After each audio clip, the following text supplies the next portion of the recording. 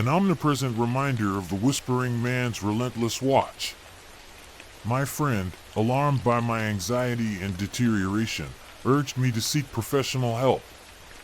Yet I felt certain that no amount of therapy or counseling could exorcise the sinister entity that shadowed me. The whispers were relentless, a constant reminder of the darkness that had taken hold of my life. As days stretched into weeks, my mind became a fragile reflection of its former self. Sleeplessness took hold, and I became merely a ghost of who I once was. The whispers were unyielding, their messages growing ever darker and more insidious. They taunted me with visions that swam with despair, coaxing me toward an abyss from which I feared I might not escape. The line between reality and madness blurred, leaving me in a perpetual state of fear. Out of desperation, I returned to the forum, sifting through the discussions for any clue about freeing myself from the whispering man's oppressive grip. It was during this frantic search that I stumbled across a post by an individual who claimed to have vanquished him. According to their account, liberation could only come through confronting one's deepest fears head-on. This revelation offered a glimmer of hope, a possible path to salvation. Resolute in my determination to end this torment, I embarked on a grueling introspective journey. I plunged into the murky depths of my own psyche, confronting long-buried memories of a troubled childhood, unprocessed guilt from past missteps, and the suffocating loneliness that had wrapped itself around my spirit for far too long. With every painful revelation, the whispers began to recede, transforming gradually into faint echoes. The process was arduous, but with each step forward, I felt a little closer to freedom. When I finally stood on the cusp of freedom, a terrifying realization washed over me. The whispering man was no mere apparition brought to life by the fervor of my imagination. He was an embodiment of the fear and despair residing within, a ghost born from the shadows lurking in the far corners of my consciousness. This understanding was both liberating and terrifying, as it forced me to confront the darkness within myself. In that moment of clarity, I understood an unsettling truth. The whispering man could never be completely vanquished because he was intrinsically a part of me, a chilling reminder of the murk and darkness dwelling in every human soul. Although the tormenting whispers had quieted, the memory of them persisted, a lingering testament to the delicate boundary between sanity and madness. The experience had changed me, leaving an indelible mark on my soul. As I moved forward with my life, I remained perpetually haunted by those whispers in the shadows, acutely aware that they could resurface at any given moment. For the whispering man is always watching, lurking, biding his time for the perfect moment to emerge from the depths once more. This knowledge keeps me vigilant, constantly on guard against the darkness that resides within. The internet, with its seemingly endless expanse, has always appeared to me as a limitless realm, a digital universe brimming with infinite possibilities and opportunities. It was a refuge for the inquisitive, a domain where one could venture into the unexplored territories of the mind, where fantastical narratives leaped into existence, and the boundary between the real and the imagined was tantalizingly thin. I had always felt an inexplicable draw to this virtual world, never anticipating that my fascination with it would eventually lead me down a path filled with terror and despair. My descent into darkness began quite unexpectedly when I stumbled upon a peculiar forum. This forum served as a meeting place for enthusiasts of urban legends and paranormal phenomena. The stories shared in this space were both enchanting and eerie, filled with accounts of haunted dwellings, enigmatic cryptids, and cursed relics. Among the many discussions, one particular thread captivated me, a topic centered on an ominous figure known as the Whispering Man. According to the posts I read, the Whispering Man was an evil entity capable of reaching out through modern technology. People who claimed to have encountered him described how he communicated through whispers emanating from their electronic devices, smartphones, computers, and even televisions. These whispers were more than unsettling. They reportedly drove people insane, inciting them to commit horrific deeds. The very notion that such an entity could exist was both terrifying and intriguing. The more I explored these chilling narratives, the deeper my intrigue grew. I hungrily devoured every post and comment on the subject. Each account was more haunting and macabre than the one before. Some users alleged that the Whispering Man had driven a woman into a frenzy, compelling her to set her house ablaze. Others recounted the mysterious disappearance of a man who received an enigmatic message on his cell phone, never to be seen again. These stories, though terrifying, held a strange allure that I couldn't resist. Despite the profound unease these tales stirred in me, I was unable to pull my eyes away from the screen. It felt as though the Whispering Man himself had caught me in his sinister web, tugging at my curiosities with an invisible thread. My obsession grew unchecked. Days seemed to blur as I spent countless hours combing the internet, seeking every morsel of information I could find. The more I learned, the more I felt ensnared by this dark and mysterious figure. Then, late one night, as I sat alone in the twilight of my dimly lit room, a notification arrived on my phone. The sender was unknown, and the subject line simply stated, "Do you hear him?" Anxiety gripped me as I clicked to open the message. It contained a single, haunting line, "Listen closely, and you will." The words sent a chill down my spine, leaving me with an overwhelming sense of dread. In that instant, the room was enveloped by a soft, eerie whisper. It was so faint, almost like the whispering of leaves in a gentle breeze, yet it seemed to resound from all directions at once. I looked around frantically, trying to pinpoint its source, but there was nothing tangible. Only the persistent whispering that seemed to grow louder and more compelling by the moment.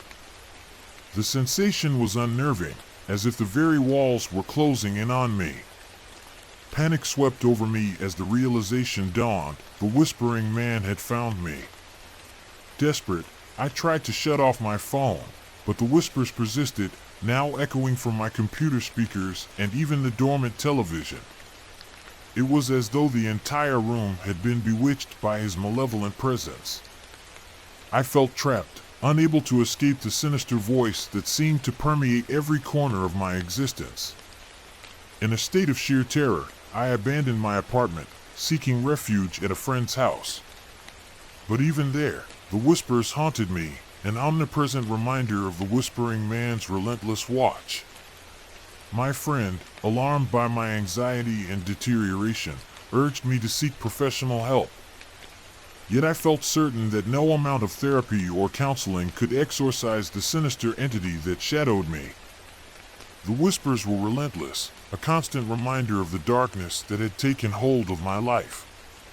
As days stretched into weeks, my mind became a fragile reflection of its former self. Sleeplessness took hold, and I became merely a ghost of who I once was.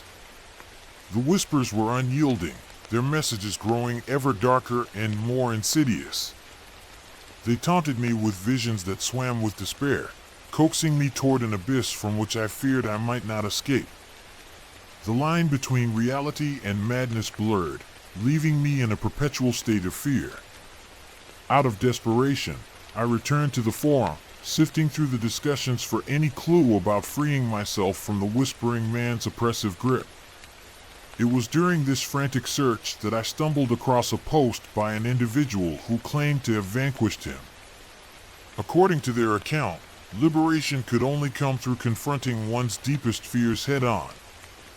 This revelation offered a glimmer of hope, a possible path to salvation. Resolute in my determination to end this torment, I embarked on a grueling introspective journey.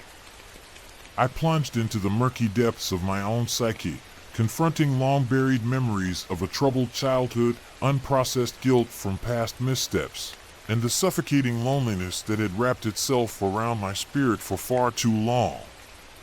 With every painful revelation, the whispers began to recede, transforming gradually into faint echoes. The process was arduous, but with each step forward, I felt a little closer to freedom. When I finally stood on the cusp of freedom, a terrifying realization washed over me. The Whispering Man was no mere apparition brought to life by the fervor of my imagination. He was an embodiment of the fear and despair residing within, a ghost born from the shadows lurking in the far corners of my consciousness. This understanding was both liberating and terrifying, as it forced me to confront the darkness within myself. In that moment of clarity, I understood an unsettling truth. The Whispering Man could never be completely vanquished because he was intrinsically a part of me, a chilling reminder of the murk and darkness dwelling in every human soul. Although the tormenting whispers had quieted, the memory of them persisted, a lingering testament to the delicate boundary between sanity and madness. The experience had changed me, leaving an indelible mark on my soul. As I moved forward with my life, I remained perpetually haunted by those whispers in the shadows, acutely aware that they could resurface at any given moment. For the Whispering Man is always watching, lurking, biding his time for the perfect moment to emerge from the depths once more. This knowledge keeps me vigilant, constantly on guard against the darkness that resides within. Hope you enjoyed that spine-chilling experience. Now, let's move on to the next creepy tale. Ready to face more thrilling moments together? Let's dive into the next story right away. I never thought that a simple act of digging a hole could unravel the very fabric of our reality, shattering the illusions we held about the world around us. It all began on a typical autumn afternoon, with a crispness in the air that signaled the approaching winter. The leaves had begun to turn, painting the neighborhood in hues of orange and gold, a picturesque scene that belied the darkness soon to come. The sun hung low in the sky, casting long shadows that danced across the ground, hinting at the mysteries that lay beneath the surface. As I routinely stood by my kitchen window, sipping my steaming cup of coffee, I observed my neighbor, Harold, going about his usual business. Harold had become a shadow of his former self since the tragic loss of his beloved wife, Clara. It was as if the vibrant colors of his world had faded to a single shade of gray. The transformation was heartbreaking to witness. Where there was once a lively and spirited man, now stood someone lost and adrift in a sea of loneliness. His cheerful laughter and spirited conversations had been replaced with silence, leaving him to wander aimlessly around his yard, consumed by grief. His daily routine had become predictable, almost sorrowfully so. Each morning he would shuffle out with a gloomy demeanor, aimlessly drifting around his garden, seemingly hoping to stumble upon solace. The garden, once meticulously maintained, now mirrored his inner turmoil, overgrown and neglected. The flowers that Clara had lovingly tended to were now withered and forgotten, a silent testament to the void her absence had left behind. I often watched him from my window, noting how his walks around the garden seemed to offer no solace. One day, however, something out of the ordinary caught my eye. I noticed Harold with a shovel, digging a hole in his backyard. At first, it seemed like a peculiar endeavor, perhaps a gardening project to distract him from despair. I thought it was a way for him to channel his sorrow, a physical manifestation of the void in his heart. The hole initially seemed innocent enough, a mere disturbance in the earth that mirrored the turbulence within him. Yet, as the days passed, I couldn't help but notice a change. The hole grew larger and deeper, and something about it called out to me. By then, it wasn't just a mere hole anymore. It became a gaping chasm with an aura of mystery that gripped my consciences. There was an unseen force, an inexplicable urge, pulling me towards this growing void. I felt an irresistible compulsion, like a magnetic pull, that I couldn't resist, to join him in his endeavor. This pull was more than curiosity. It was as if the hole whispered secrets that only we could unveil. It emitted both an allure and a mystique that became hard to ignore with each passing day. Succumbing to this unseen force, I decided to approach Harold. As I climbed over my fence into his yard, Harold noticed me and welcomed me with a sad smile. There was a silent acknowledgement between us, a shared grief that needed no words to express our mutual understanding. We worked side by side in silence, the rhythmic sound of shovels piercing the earth a solemn tribute to Clara. Each thud of the shovel into the soil echoed like a heartbeat, binding our shared sense of loss. As the whole expanded, our endeavor did not go unnoticed. It drew the attention of our other neighbors. One by one, they arrived, their curiosity eventually giving way to a collective fascination with the hidden depths we uncovered. Digging became our ritual, an escape from the mundane tragedies of our lives. With each scoop of earth, we cast aside a bit of our burdens. Each stroke was liberating in its mundanity, yet profound in its implications. There was a certain camaraderie in the dirt and sweat, a shared purpose that unified us in our grief and longing. It was as if we were digging not just into the ground, but into the very essence of our shared sorrow. The bond we formed was unspoken, yet strong enough to transcend words. The air around us seemed charged with an unspoken anticipation, as if the earth itself held its breath in expectation of what we might uncover. As we delved deeper into the core of the earth, we sensed an otherworldly presence lurking beneath the surface, a whispering in the shadows that tickled the edge of our consciousness. Subtle vibrations and murmurs challenged the silence. The whole had become a gaping maw, a portal to the unknown. It seemed to hold secrets beyond our wildest dreams and fears. Each layer unearthed hinted at mysteries far beyond our comprehension. And yet, we could not stop. There was an allure, a siren's call to keep excavating the mysteries below.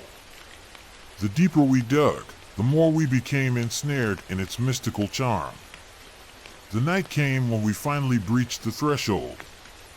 I still remember the eerie stillness of the air, as if the entire world hushed in anticipation. A chill crept through the air as the final layers of soil crumbled away, revealing a cavernous abyss hidden beneath our feet.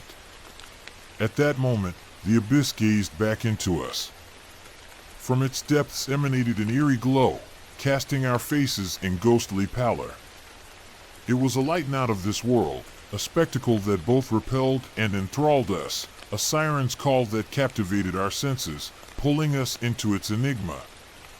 The glow was both beautiful and terrifying, a manifestation of our deepest curiosities and fears. Our initial curiosity quickly turned to horror as grotesque creatures began to emerge from the darkness. What we had uncovered was far more sinister than we could have imagined. They were unlike anything we had ever dreamed of, shadows given form, nightmares conjured into reality. Within these creatures lurked the manifestations of entropy and calamity. Panic set in as we realized the extent of our folly, the terrible mistake we had made in tearing open the veil between worlds. Our once sensible actions became reckless as we faced the grim outcome of our endeavor. What followed was chaos, a chaos that erupted with devastating force. The neighborhood that had once been our sanctuary was now a battleground. These creatures were not of flesh and blood, they were manifestations of our deepest fears, primal and relentless, shadowy forms that seemed to reflect the darkest recesses of our souls. The idyllic scenery of our tranquil neighborhood was shattered under the relentless onslaught. Those who fell into their grasp were lost to us forever, swallowed by the very darkness we had unleashed. It was as if each one of us faced our own internal demons, externalized and voracious, an external battle that mirrored the turmoil within. In the aftermath, our quiet community lay in ruins, a testament to the darkness that resides not only in the earth, but within each of us. The lawns and streets that had been filled with neighborly laughter were silent, echoing only the ghostly remnants of the horrors we had witnessed. Echoes of terror reverberated through the silence, a chronic reminder of the scars left behind.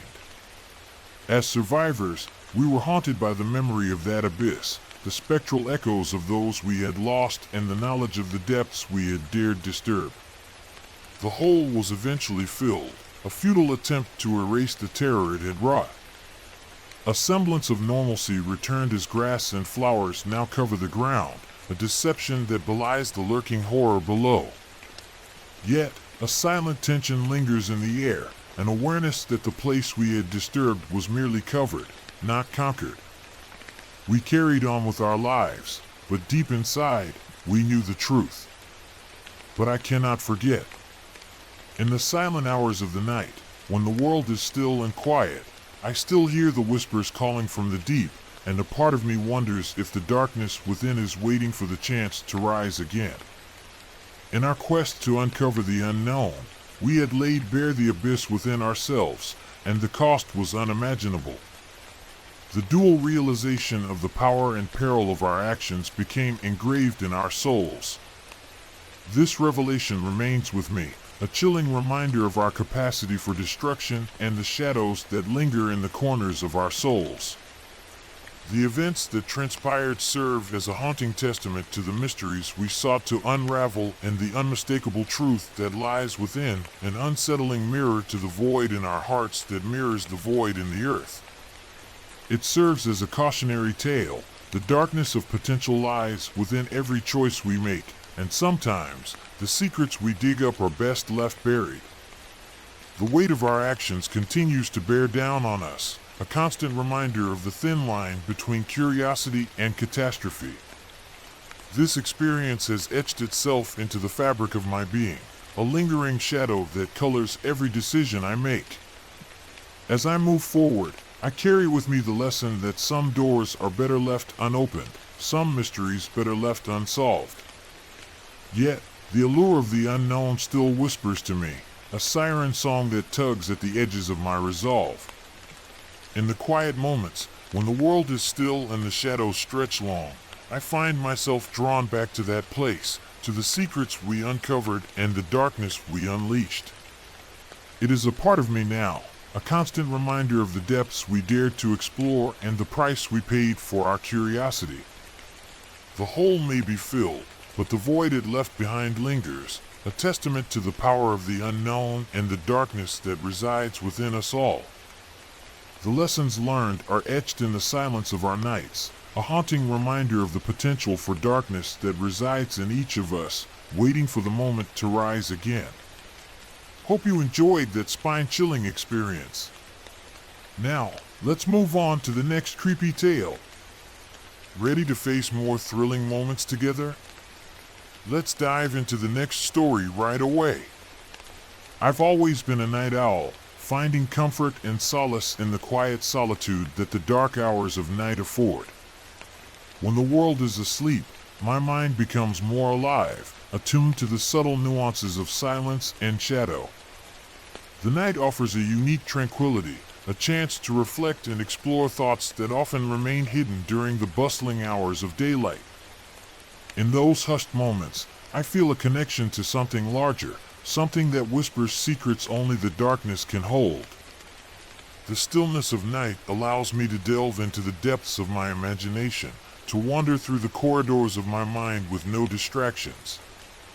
So, when I landed a job as a night cleaner at an ancient church nestled squarely in the heart of the city, I relished not only the peace that accompanied it, but also the opportunity to explore a place steeped in history when no one else was around. The idea of wandering through a building that had stood for centuries, witnessing the passage of time, was thrilling. The pay, an astonishing $40 an hour, was merely the icing on the cake. Who was I, after all, to turn down such a lucrative opportunity? The chance to earn a substantial income while indulging my nocturnal tendencies seemed too good to be true. Little did I know then, the secrets harbored within those grand, stone walls were far deeper and more chilling than I could ever have imagined, ones that would ultimately chill me to the very core of my being. On my very first night, as I walked through the enormous, intricately carved doors of the church, I was immediately struck by its grandeur. The high, Vaulted ceilings seemed to touch the heavens themselves, while stained glass windows depicted scenes of otherworldly beauty. These windows cast colorful patterns that danced across the floor as moonlight filtered through, creating an ethereal atmosphere that felt both sacred and mysterious. The air was redolent with the rich, earthy scent of old books, a tantalizing fragrance that emanated from the library as I moved about performing my designated tasks. This aroma seemed to whisper stories of the past, tales preserved within the pages of those ancient tomes. Each step I took seemed to echo with the footsteps of those who had walked these halls before me, each breath filled with the weight of history. But as soon as the clock's hands aligned at midnight, the atmosphere underwent a subtle yet unmistakable transformation, taking on a more sinister and foreboding tone. Shadows seemed to grow longer and deeper, swirling around as if they possessed a life of their own. The once comforting silence began to feel oppressive, as if the very walls were holding their breath. It was at that eerie hour that I first heard it, a faint, ethereal melody drifting wistfully through the ancient halls. The haunting tune seemed to emerge from the very walls themselves, played, it seemed, on a distant organ hidden somewhere out of sight. Puzzled and intrigued, I ventured towards the source of the melody, only to find the music fading away into the stone walls as if swallowed by their ancient silence. I shrugged it off, attributing the experience to the fatigue of a long day, and continued trudging through my nightly cleaning tasks. Yet, a part of me couldn't shake the feeling that there was something more to it, something that beckoned me to listen more closely. The music lingered in my mind, a ghostly refrain that refused to be forgotten. But the mysterious music was tenacious, becoming a regular occurrence, each night slightly louder, slightly more insistent, as though it sought my attention. One particular evening, while I diligently polished the wooden pews, I thought I caught sight of a figure draped in long, black robes lurking just beyond my peripheral vision. My heart raced as I spun around quickly to face whatever might be there, but the sanctuary was as empty as a tomb, the silence so profound it pressed against my ears. The figure, if it had been real, vanished as quickly as it had appeared, leaving only questions in its wake. Curiosity piqued and perhaps spurred by the unnerving encounters, I began to inquire about the church's long and storied past, directing my questions to Father Solomon, the enigmatic priest who presided over the church's affairs. Father Solomon was an imposing man, his presence almost austere, his sharp, penetrating eyes gleamed with an unreadable intensity that made one feel exposed in his gaze. His demeanor was both commanding and elusive, as if he held secrets he was unwilling to share. Yet he remained evasive, dismissing my questions with curt, dismissive answers, and offering only vague reassurances about ghosts and tales from centuries past. His words seemed to dance around the truth, never quite revealing what lay beneath the surface. However, the more he brushed off my inquiries, the more compelled I felt to uncover the truth hidden within those walls. It became an obsession, a puzzle I was determined to solve. The church, with its towering spires and shadowed corners, held a mystery I could not ignore. One particularly still and suffocatingly quiet night, I stumbled upon a strange, intricately carved blue door in the basement, a place I had never before thought to venture into, let alone clean. The basement itself was a labyrinth of forgotten relics and dusty corners, a place where time seemed to stand still. The door was locked tight, and I couldn't help but notice an unexplainable coldness that seemed to seep through the cracks around it. Driven by equal parts dread and unrelenting curiosity, I resolved to find a way inside, determined to unravel the mystery that surrounded it. The door seemed to call to me, a silent guardian to secrets untold. It was as if it held the answers to the questions that had been plaguing me, a key to the enigma that had ensnared my mind. My resolve to unravel the mystery only deepened with each passing day. I scoured the church library, peeling back the layers of time through dusty old records and fragmented documents, searching for any clue that might illuminate the enigma before me. The library was a treasure trove of knowledge, its shelves lined with books that chronicled the church's history and the lives of those who had walked its halls. It was there that I happened upon cryptic texts carefully hidden within the pages of an ancient tome. The writings within spoke of a being of light, a radiant entity trapped by dark rituals and machinations performed under the guise of holiness, of a pact sealed in blood by those who deceptively preached benevolence yet harbored sinister intentions. The words painted a picture of betrayal and hidden agendas, a history long buried beneath layers of deception. The more I read, the more the pieces began to fit together, forming a picture of a truth that was both terrifying and compelling. As another week slipped silently by and my sanity began to fray at the edges, my awareness seemed to attune itself to the pulse of unseen forces all around me.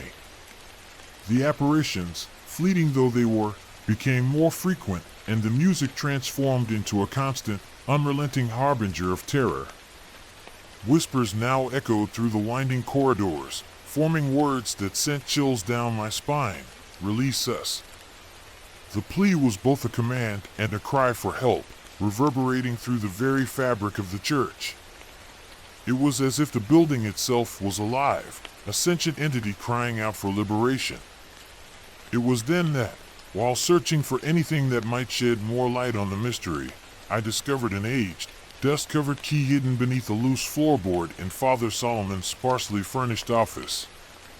The office, a place of authority and secrecy, held an air of solemnity that seemed to echo the priest's own demeanor. The discovery felt like destiny, a moment that had been waiting to happen. That fateful night, as violent rain lashed against the stained glass windows, a cacophony of nature's own haunting melody, I finally descended into the depths of the basement, my heart pounding with each cautious step I took. With trembling hands that betrayed my rising fear, I inserted the key into the blue door's lock. What lay beyond defied comprehension.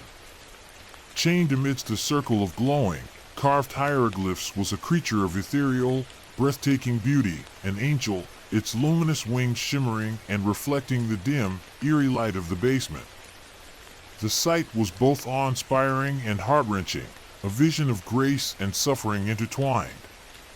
Our eyes met, and in those depths, I saw sorrow so profound and incomprehensible, so ancient and pleading, that it pierced my soul. The angel's gaze implored me to act, to grant the freedom it had been so cruelly denied. It was a moment of connection, a silent understanding that transcended words. The angel's presence was a testament to the divine and the profane, a being caught between two worlds. Understanding dawned upon me with the eerie clarity of a nightmare realized. The church was not a sanctuary of holiness, but rather a veritable prison. Father Solomon and his acolytes were the imprisoned angel's earthly guardians, their duties burdened and tainted by unspeakable acts carried out under the disingenuous guise of spirituality. The revelation was both shocking and enlightening, a truth that shattered the illusion of sanctity. The very foundation of the church's existence was built upon lies and deceit, a facade that had concealed the darkness within. Compelled by an urge I could neither define nor resist, I released the locks that bound the angel to its prison. The church seemed to shudder, as if it possessed a life of its own, and the walls groaned in protest. Flames burst forth, seemingly from nowhere, consuming the ancient wood and stone with unyielding, ravenous ferocity. The heat was intense, the air thick with smoke. As I stumbled backward, my vision blurred by the chaos unfolding around me. The inferno was a cleansing fire, a purging of the sins that had tainted the sacred space. Amidst the chaos, the angel ascended, its form a blazing beacon against the tapestry of the night sky, a sight so glorious that it seared itself permanently into my mind's eye. The inferno raged unchecked, and in that singular moment, I understood that the church's just retribution had finally come to pass. The sins of its keepers were being purged. The price exacted was absolute. It was a cleansing, a reckoning that left nothing untouched. The church, once a symbol of faith, was now a testament to the power of truth and redemption. As the monumental structure crumbled into ash and ruin, I found myself standing alone in the cool embrace of dawn, the angel long gone, and the truth buried beneath the still smoking remnants of what once was. The world seemed different, altered by the night's events, yet eerily the same. What became of me in the time that followed, I cannot truly say. Some nights, as dreams carry me unwillingly back to that place, I still hear the whispers, the music, echoes of a past that steadfastly refused to let go. They haunt me, reminders of a reality that defied explanation. The memories linger, a constant reminder of the darkness that can hide within the light. What I had uncovered consumed the church, its flames licking greedily at the vestiges of its existence, and for better or worse, I found myself free at last. Yet, deep inside, I knew the experience had left an indelible, immutable mark on my soul. My name, my former life, all seemed to have been left behind in the midnight sanctuary, a place where echoes of the past continue to linger, forever watchful, bearing witness to truths that were both a blessing and a curse. The memories remain, a testament to the power of belief and the darkness that can hide within the light. The experience had changed me, reshaped my understanding of the world and my place within it. The church, with its secrets and its revelations, had become a part of me, a chapter in my story that would never fade. Hope you enjoyed that spine-chilling experience. Now, let's move on to the next creepy tale. Ready to face more thrilling moments together? Let's dive into the next story right away.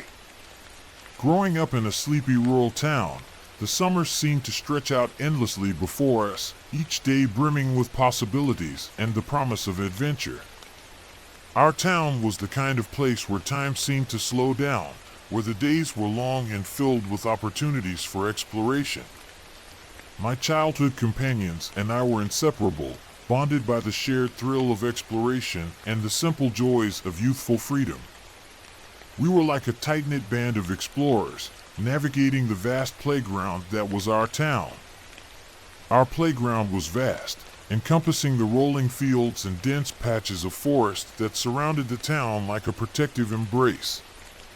These natural expanses offered us countless hours of entertainment and discovery, where every tree and stream held a new secret to uncover.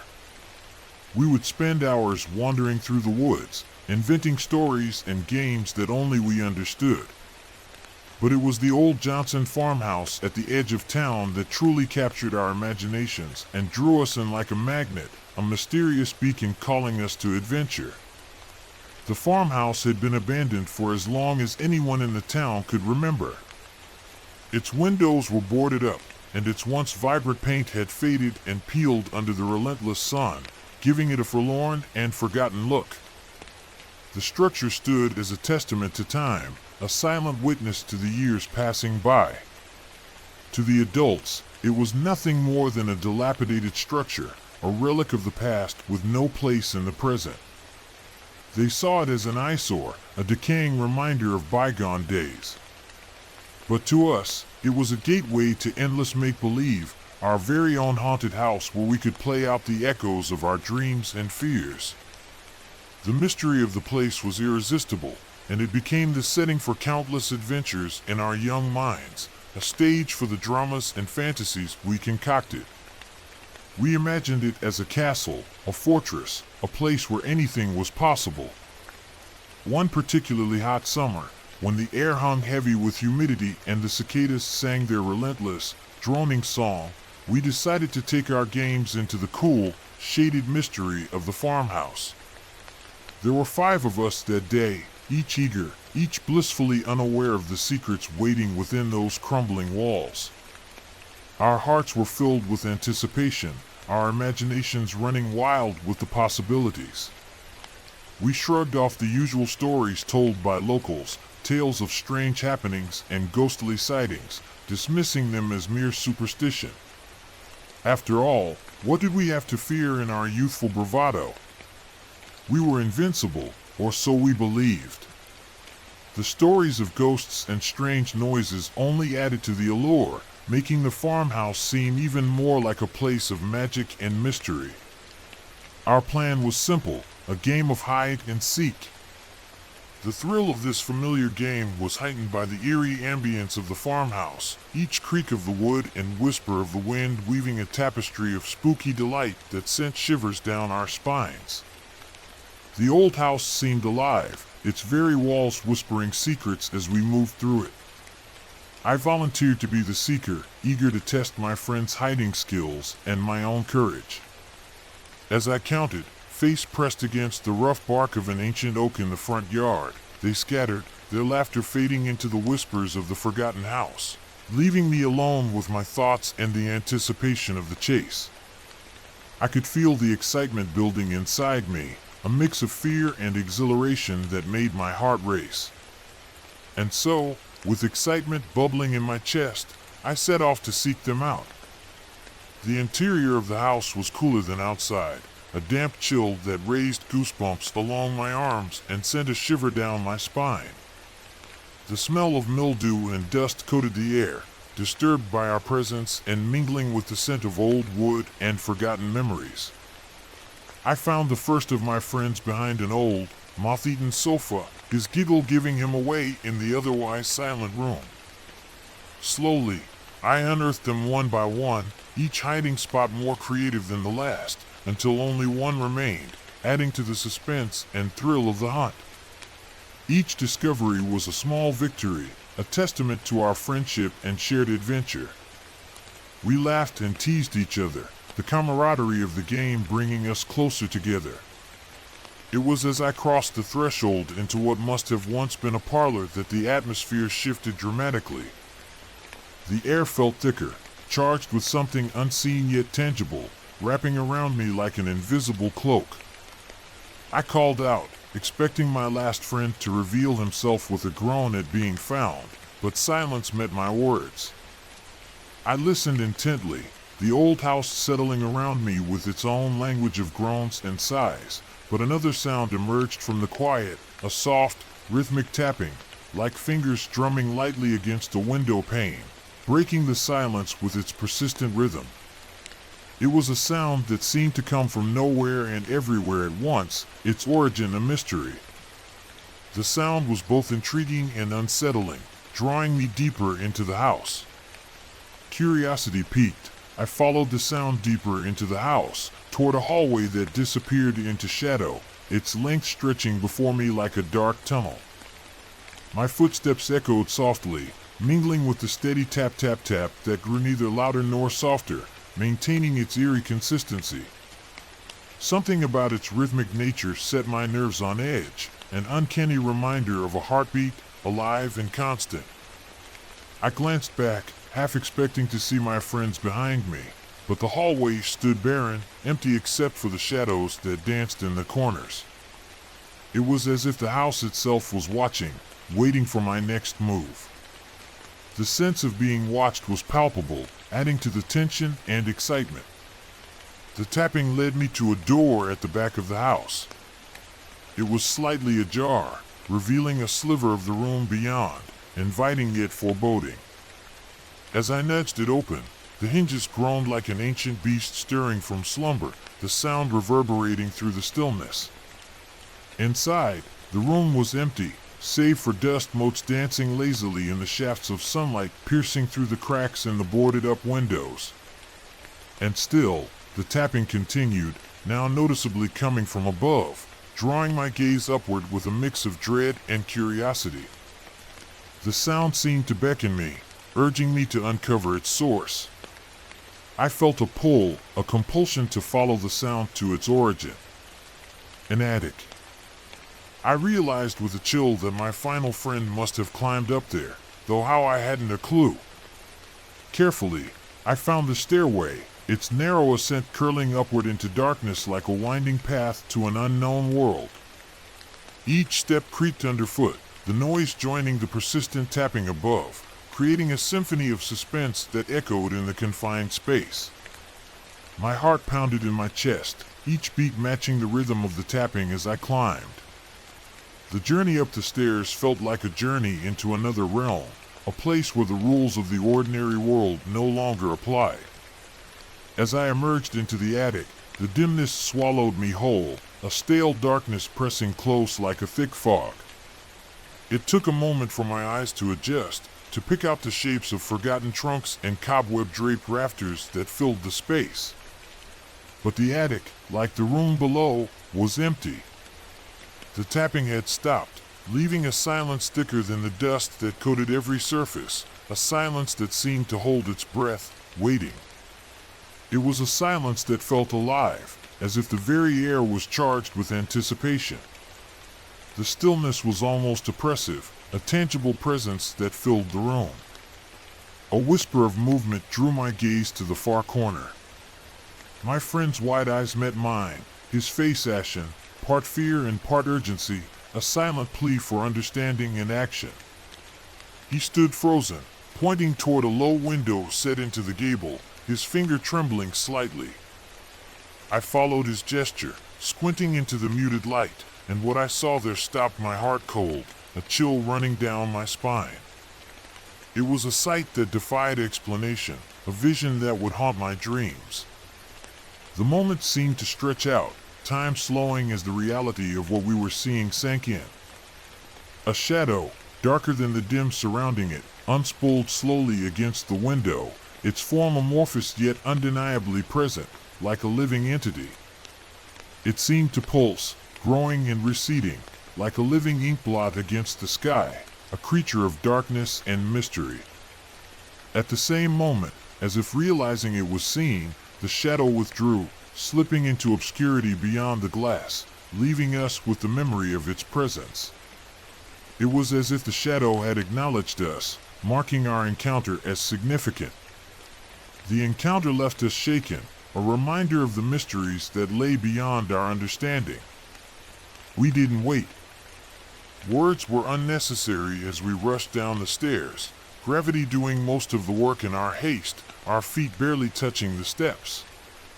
We burst into the afternoon light, gulping the warm, fresh air like swimmers resurfacing after too long beneath the waves, the sunlight a welcome embrace.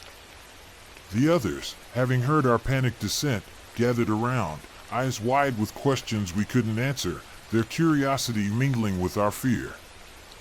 The experience had bonded us, a shared secret that set us apart. We were united by what we had seen, a moment that would forever be etched in our memories. In hurried whispers, we recounted what we'd seen, a tale met with disbelief but also a latent understanding, a shared recognition of the unknown. There are things we instinctively recognize as true, fears as old as humanity itself, deep-seated in our collective consciousness. The shadow in the window became one of those for us, a shared secret, a pact of silence sealed by the enveloping warmth of the sun on our faces, a bond forged in fear and wonder. It was a moment that would linger in our memories, shaping our perceptions of the world. The experience changed us, leaving an indelible mark on our souls. The game ended that day. Our adventurous spirits dimmed slightly, shadows more than just tricks of light and imagination. Though the rest of the summer unfolded in the usual joys and mundane routines, the memory of the farmhouse lingered, veiled in a mixture of curiosity and dread, a shadow cast over our youthful innocence. It was a reminder of the boundaries we had crossed, the mysteries we had glimpsed. The farmhouse became a symbol of the unknown, a place where the ordinary and the extraordinary met. Even now, years later, adulthood hasn't dulled the vividness of that summer. The recollection of our innocent game turned sinister remains a touchstone, a reminder of those boundaries better left uncrossed and the mysteries that dwell in the places forgotten by time. The footsteps echoing in the hollow, the presence at the window, are threads in the tapestry of memory, woven into the very fabric of who I am, a part of my identity that refuses to fade with time. The experience is etched in my mind, a testament to the power of imagination and the enduring allure of the unknown. It serves as a constant reminder of the magic and mystery that the world holds, waiting to be discovered by those willing to look beyond the surface. Hope you enjoyed that spine-chilling experience. Now, let's move on to the next creepy tale. Ready to face more thrilling moments together? Let's dive into the next story right away. The evening air hung thick and heavy, one of those stifling August nights that seemed to press down with a weight that was almost tangible.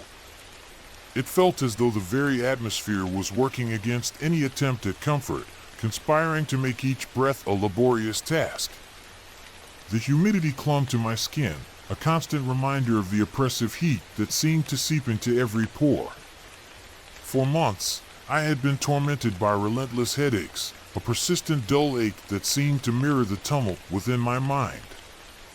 They were like a constant drumbeat, a reminder of the chaos I couldn't quite escape.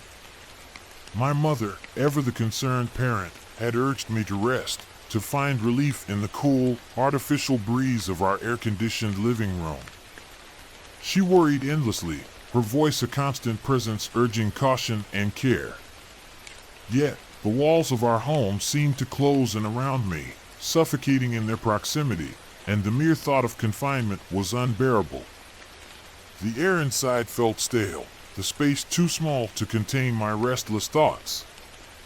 I felt an overwhelming need to escape, to run, to feel the solid pavement beneath my feet, to break free from the prison of my own thoughts. As I tightened the laces on my running shoes, my mother's voice echoed in my mind, a gentle yet persistent plea for caution. Her words were filled with love and concern, a reminder of her constant vigilance. Despite her worries, the urge to flee, to find solace in motion, was overpowering. It was as if the act of running could somehow shake loose the tension that gripped me. I stepped out into the oppressive night, the heat enveloping me like a smothering blanket. The air was thick, almost tangible, wrapping around me as I moved. The streets lay silent, the usual hum and bustle of the neighborhood now reduced to a mere whisper, as if the world itself had paused. The quiet was eerie, a stark contrast to the noise that usually filled the night. I began my run at a measured pace, each rhythmic strike of my feet against the pavement offering a brief respite from the throbbing in my head. The repetitive motion was soothing, a temporary escape from the pain. The darkness of the night served as both a refuge and a shield, concealing me from the world and, in turn, hiding the world from me. The shadows were comforting, a cloak that allowed me to move unseen. As I ran, I concentrated on my breathing, the steady in and out that kept me anchored, kept me sane amidst the chaos. The rhythm was a lifeline, a thread of normalcy in the midst of turmoil. Then, cutting through the silence, I heard it, a sound that pierced the night like a sharp blade. A baby's cry, faint yet unmistakable, drifted through the trees lining the path. The sound was jarring, unexpected in the stillness. I halted, my heart thundering in my chest, the sound both unsettling and strangely compelling. It was an unusual place for a child, especially at such an hour, and the cry was imbued with a desperation that tugged at something deep within me. It was as if the cry reached into my very soul, stirring emotions I couldn't quite name. I found myself hesitating, torn between the instinct to assist and the fear of the unknown. The weight of my phone in my pocket felt significant, a connection to help that I was reluctant to utilize. The device was a lifeline, yet using it felt like crossing a threshold I wasn't ready to face. Yet, the cry came again, more insistent, and I found myself dialing the police, the words spilling out in a hurried jumble. My voice was shaky, the urgency clear in every syllable. They assured me that help was on the way, but as I ended the call, a chill crept down my spine. The sensation was unsettling, a prelude to something I couldn't yet understand. It was then that I heard another sound, a voice, soft and intimate, whispering my name. It seemed to emerge from the shadows, enveloping me like a fog. The voice was familiar, yet distant, as if it came from a place I had long forgotten. This voice spoke of things long buried, secrets I had struggled to forget. It knew of my headaches, of the guilt gnawing at my insides, of the darkness I had tried so desperately to escape. The words were like a mirror, reflecting truths I had hidden even from myself. Fear gripped my throat, yet curiosity, that persistent companion, urged me onward. I needed to know, to understand what was unfolding. The voice vanished as swiftly as it had appeared, leaving me alone with the oppressive silence of the night. The absence was profound, a void that echoed with unspoken questions. The remainder of my run was a haze, my mind awash with thoughts and fears. The path blurred beneath my feet, each step a struggle against the tide of emotions. When I finally stumbled back home, the house seemed altered, as if the shadows had shifted in my absence. The familiar space felt foreign, as if it held secrets of its own. My mother lay asleep, her gentle snores a soothing reminder of the normalcy I yearned for. Her presence was a balm, a touchstone in a world that felt increasingly uncertain. Sleep eluded me that night, my mind replaying the night's events in an endless loop. Each moment replayed with vivid clarity, a tapestry of images and sounds that refused to fade. When morning finally dawned, I was filled with a restless determination. The light brought no answers, only a resolve to seek them out.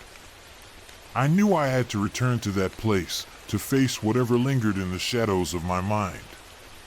The pull was irresistible, a call to confront the unknown. The daylight offered scant comfort as I retraced my steps along the path. The sun was bright, yet the clarity it offered was deceptive.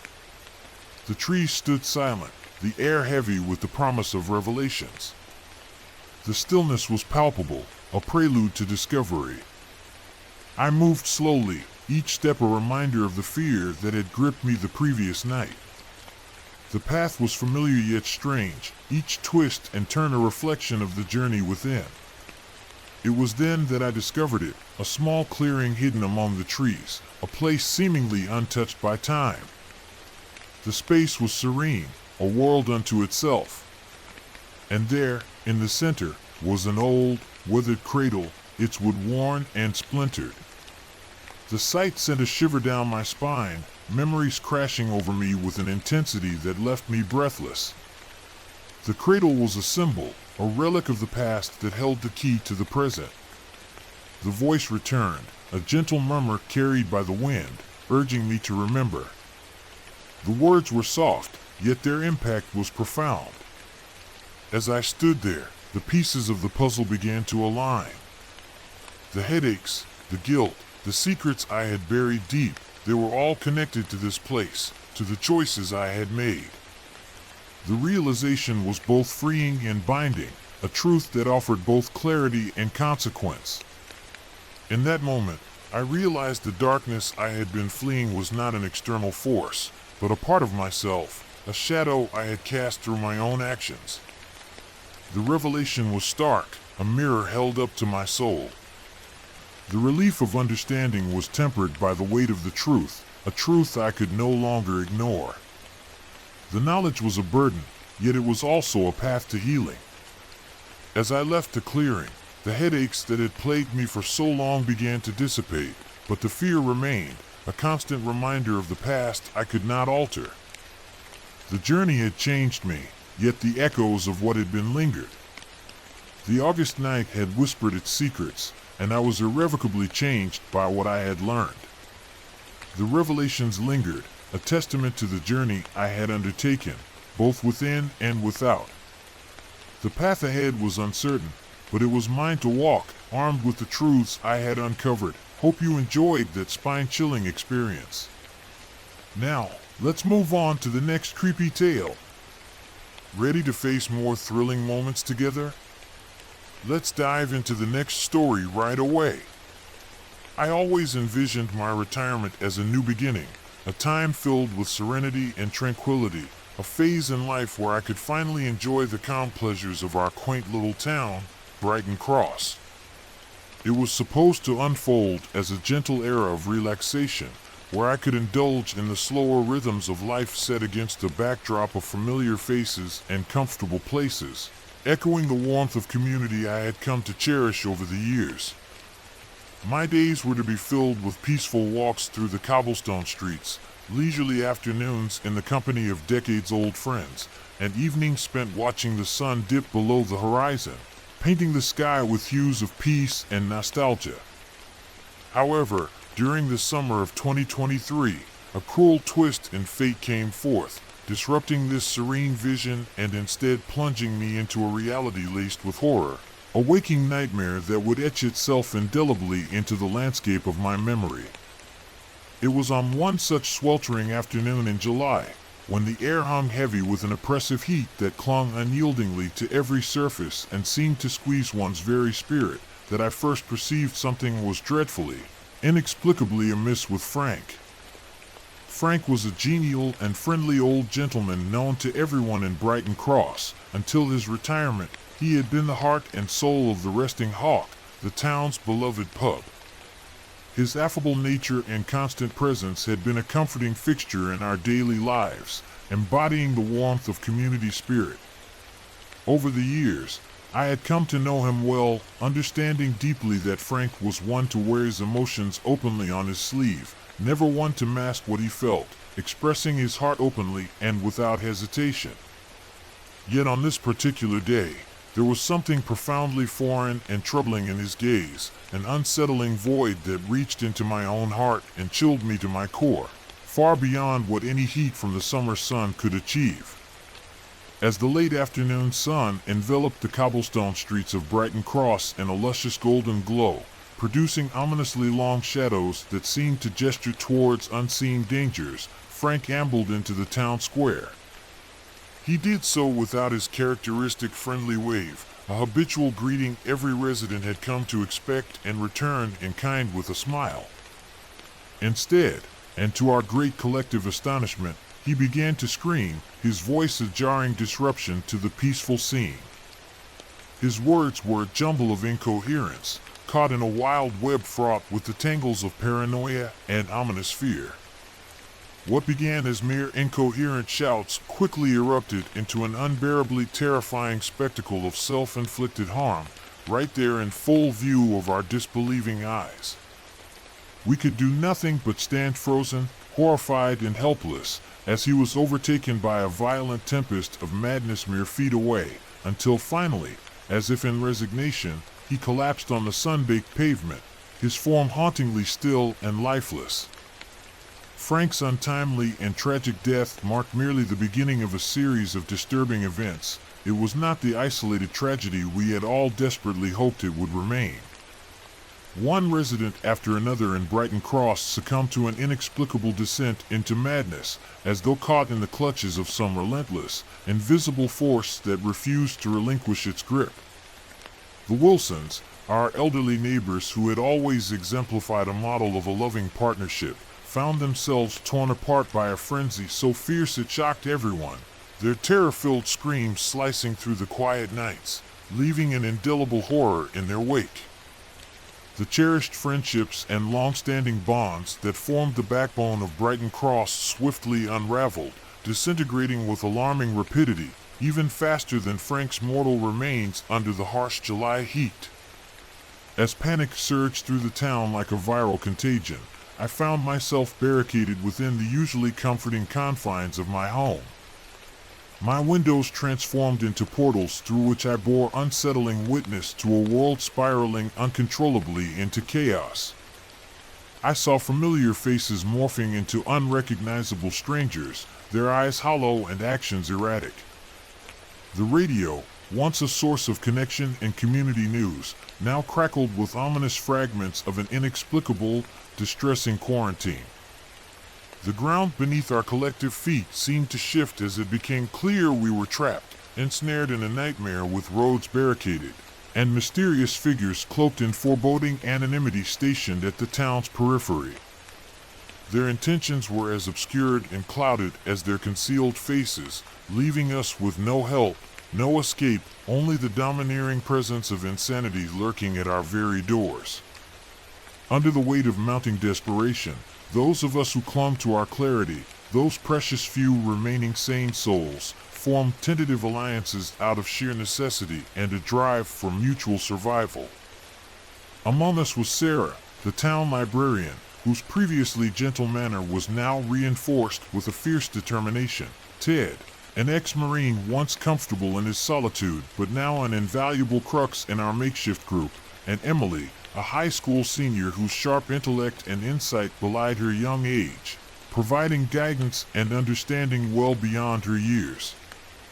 Together, we crafted a nebulous plan of escape, an endeavor fraught with risk, akin to navigating a tightrope suspended over a daunting abyss shadowed by uncertainties.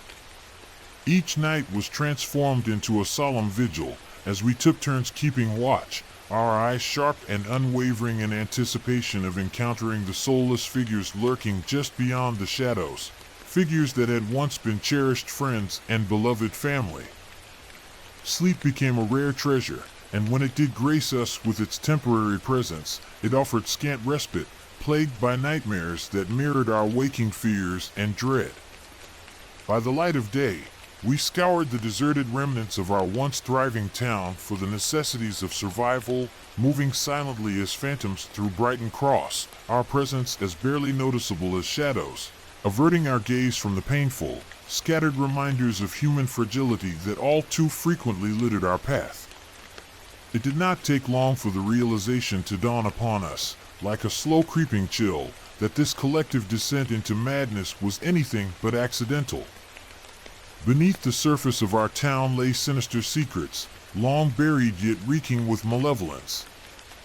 Echoes of past experiments and hushed whispers of governmental machinations meddling with forces beyond our mortal comprehension surfaced with terrifying clarity, as if taunting the boundaries of our unraveling courage. One day, while sifting through the desolate husk of Frank's forsaken pub, I stumbled upon an old journal. Its pages were teeming with frantic entries, conspiracy theories mingled with accusations of betrayal that once seemed ludicrous, yet now resonated with a truth both disturbing and magnified by the grim reality that had chained us. As unyielding days bled seamlessly into weeks, our resolve solidified into an unbreakable determination. The more we uncovered about the insidious forces in motion, the clearer it became that we were puppets in an elaborate and perilous game stretching far beyond our initial understanding. This realization spurred us to formulate a plan to confront the source of the madness, a dangerous gambit as likely to be our undoing as it was to be our salvation. Each day ended with sunlight retreating hurriedly, as the setting sun cast an eerie, ethereal glow over the ravaged heart of Brighton Cross, illuminating our chosen path with unnerving clarity. What transpired thereafter, I commit to writing not only to exorcise the lingering specters of those memories, but also to serve as a grim warning for you. In our world, shadows indeed exist, sinister plots that warp and disfigure humanity into grotesque, unrecognizable forms. As we ventured into the epicenter of this darkness, an abandoned facility pulsating with malevolent energy, I came to comprehend the monumental magnitude of our struggle and the treacherous path we had embarked upon, layered as it was with unfathomable peril. I cannot speak with certainty of our ultimate fate or success. Nor can I promise that when this account reaches your eyes, I will still be gracing the land of the living, or if I too have succumbed to the chilling fate that claimed my neighbors. But remember this, echoes of madness are reverberating, and it is our solemn duty, those of us who can sense and hear them, to uncover and unmask this truth before it completely devours us all. Hope you enjoyed that spine-chilling experience. Now, let's move on to the next creepy tale. Ready to face more thrilling moments together?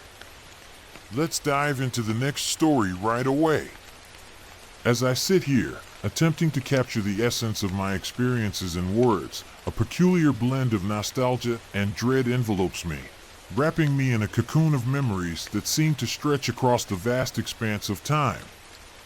It's as if I'm being transported back in time to the mysterious events that unfolded in the heart of the Whispering Woods, a place that has since been etched indelibly into my soul.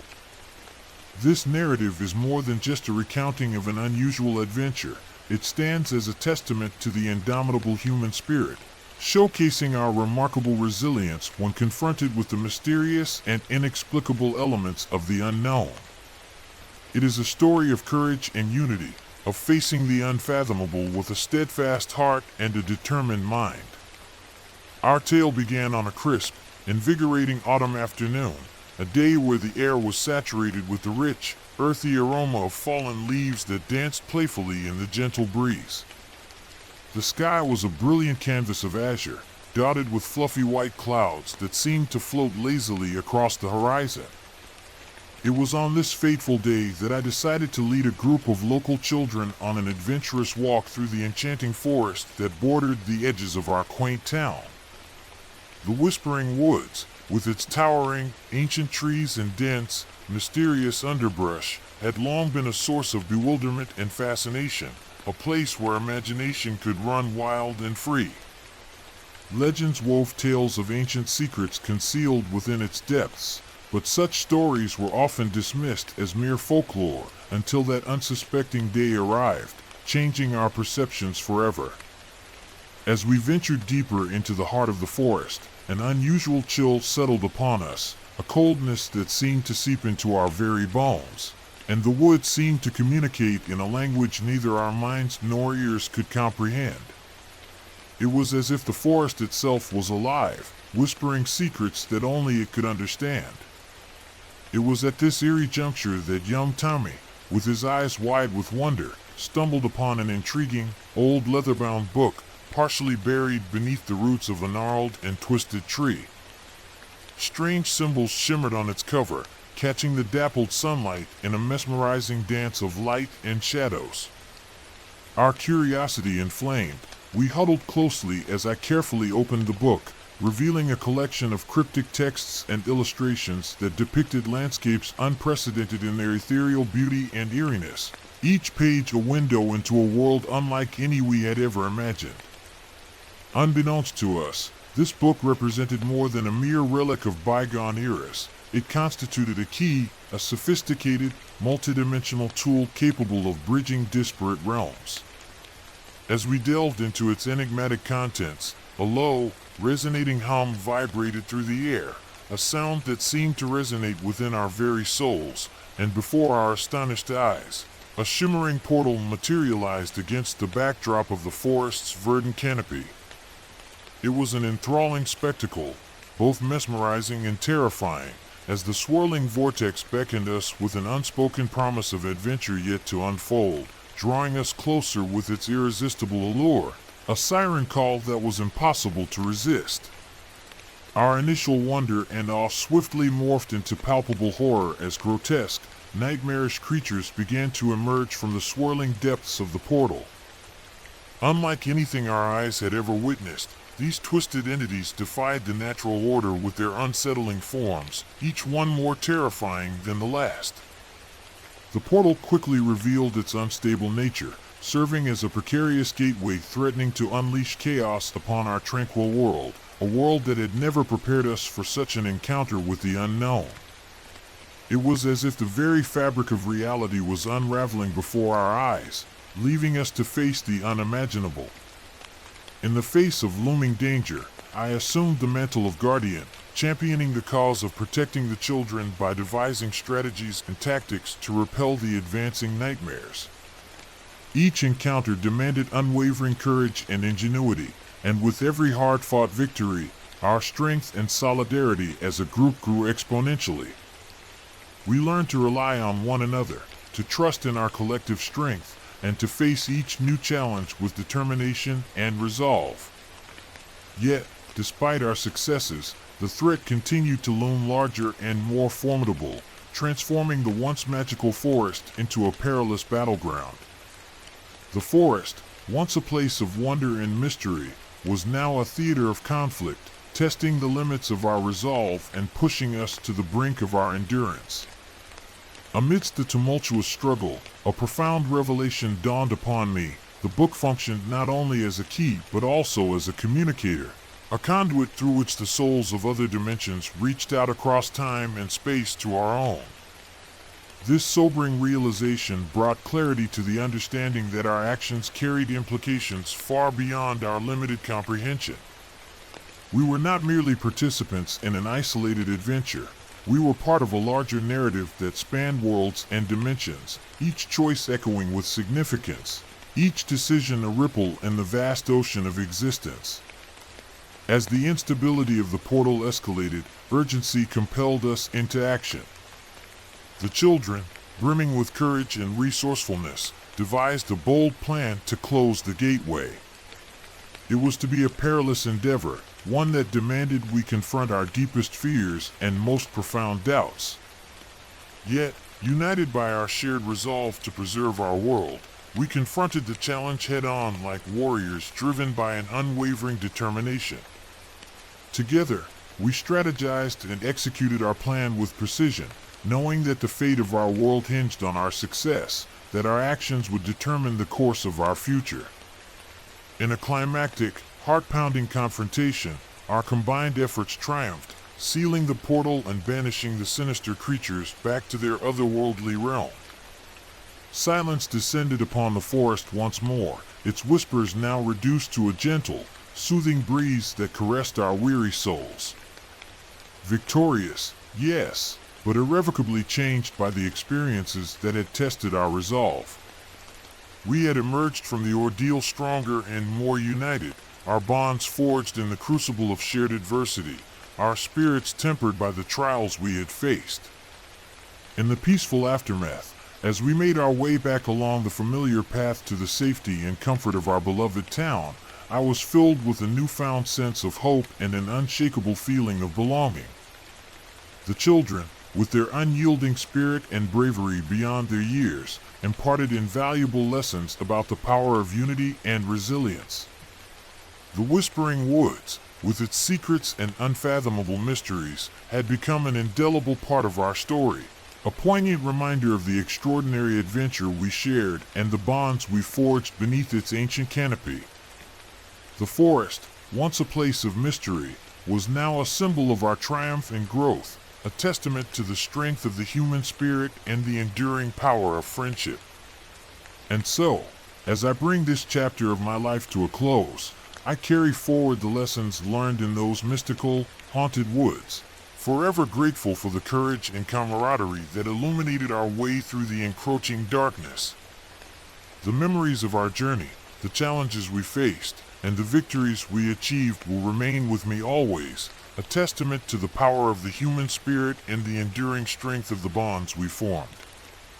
The Whispering Woods, with its secrets and mysteries, will forever be a part of who we are, a reminder of the adventure that changed us all. Hope you enjoyed that spine-chilling experience. Now, let's move on to the next creepy tale. Ready to face more thrilling moments together? Let's dive into the next story right away. Reflecting on the past, it's challenging to identify the precise moment when everything began to fall apart.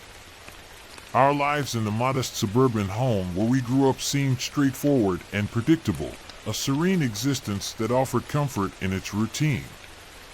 The days flowed seamlessly into one another, marked by the gentle rhythms of suburban life. Yet, this tranquility was shattered when my brother Sidney reached the tender age of 4.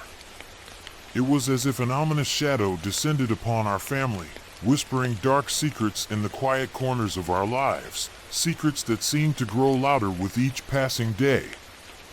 The once comforting walls of our home seemed to close in, harboring an unseen menace that we could not name or understand. Initially, the changes were subtle, almost innocuous, barely noticeable to anyone not living within our walls. Sidney, a bright and imaginative child, was often swept away by vivid dreams that left him restless and uneasy. He would wake in the middle of the night, eyes wide with fear, searching the darkness for something only he could see.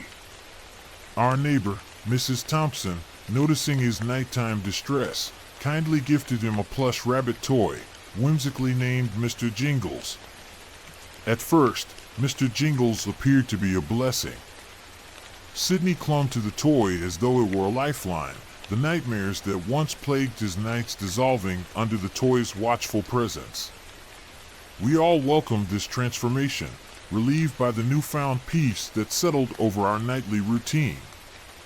The quiet that descended upon our household was a balm, soothing frayed nerves and allowing us to breathe a little easier.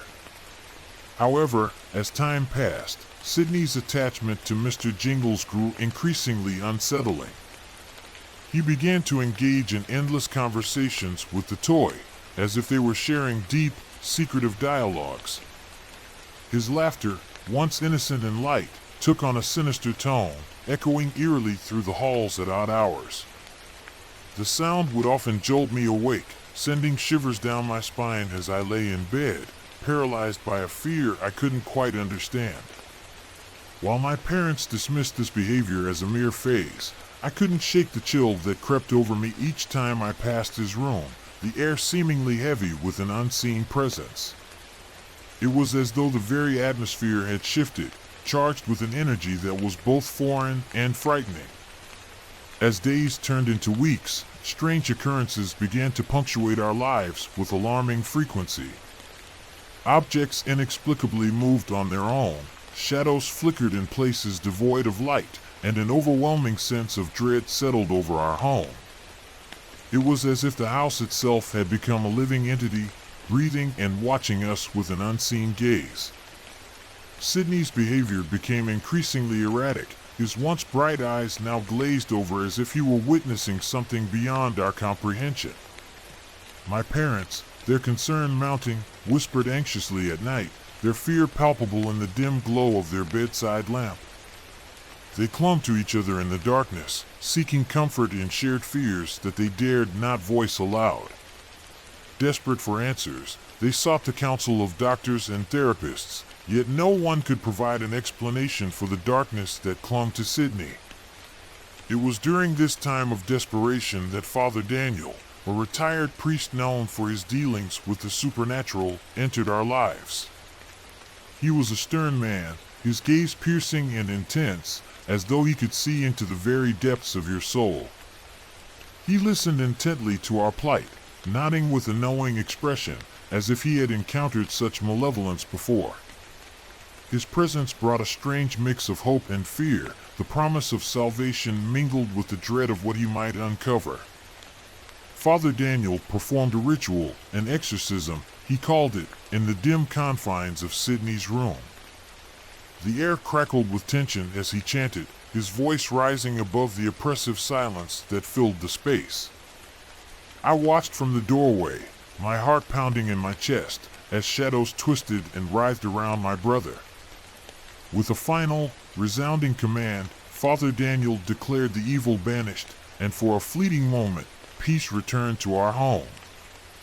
The air felt lighter, the oppressive weight that had hung over us seemingly lifted, and we dared to hope that the nightmare was finally over.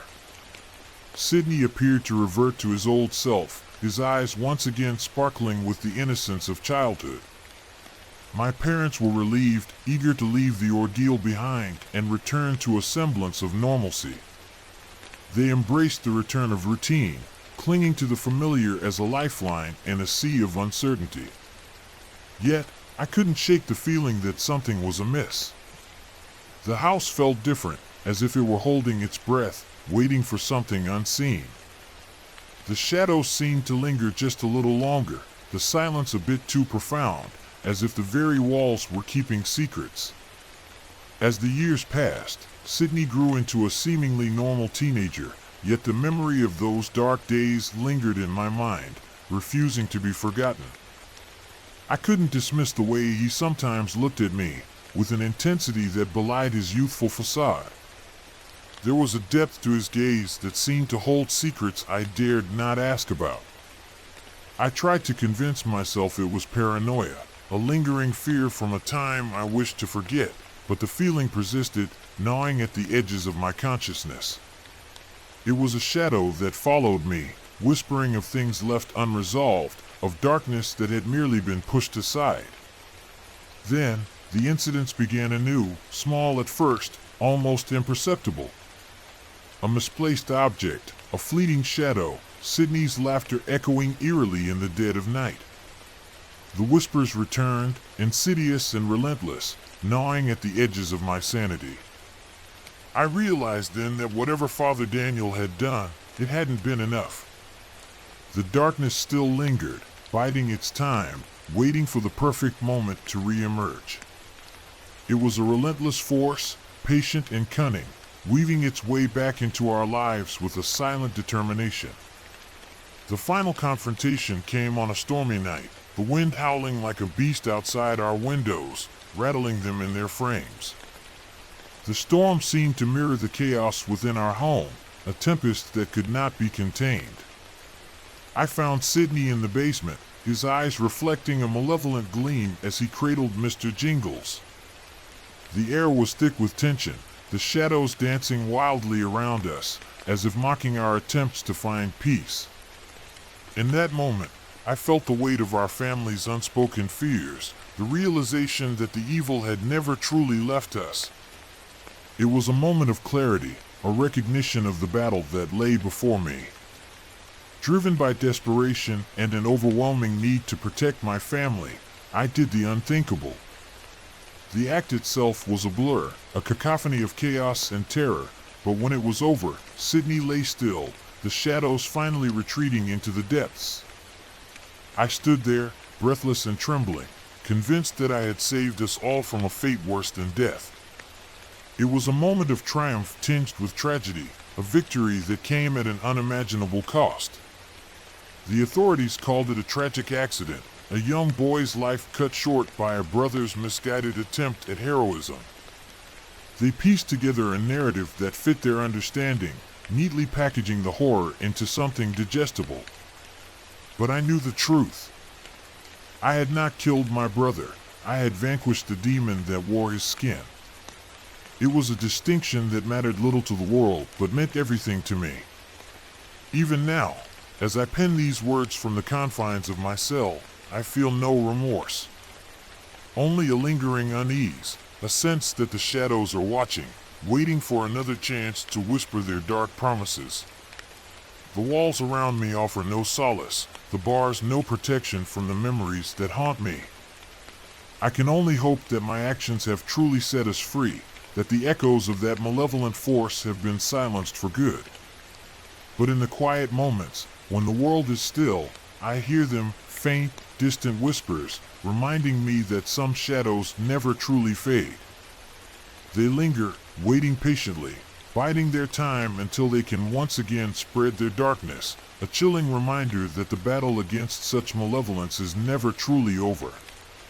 It is a burden I carry alone, a truth that isolates me from the world beyond these walls, yet one that I must bear for the sake of those I sought to protect. Hope you enjoyed that spine-chilling experience.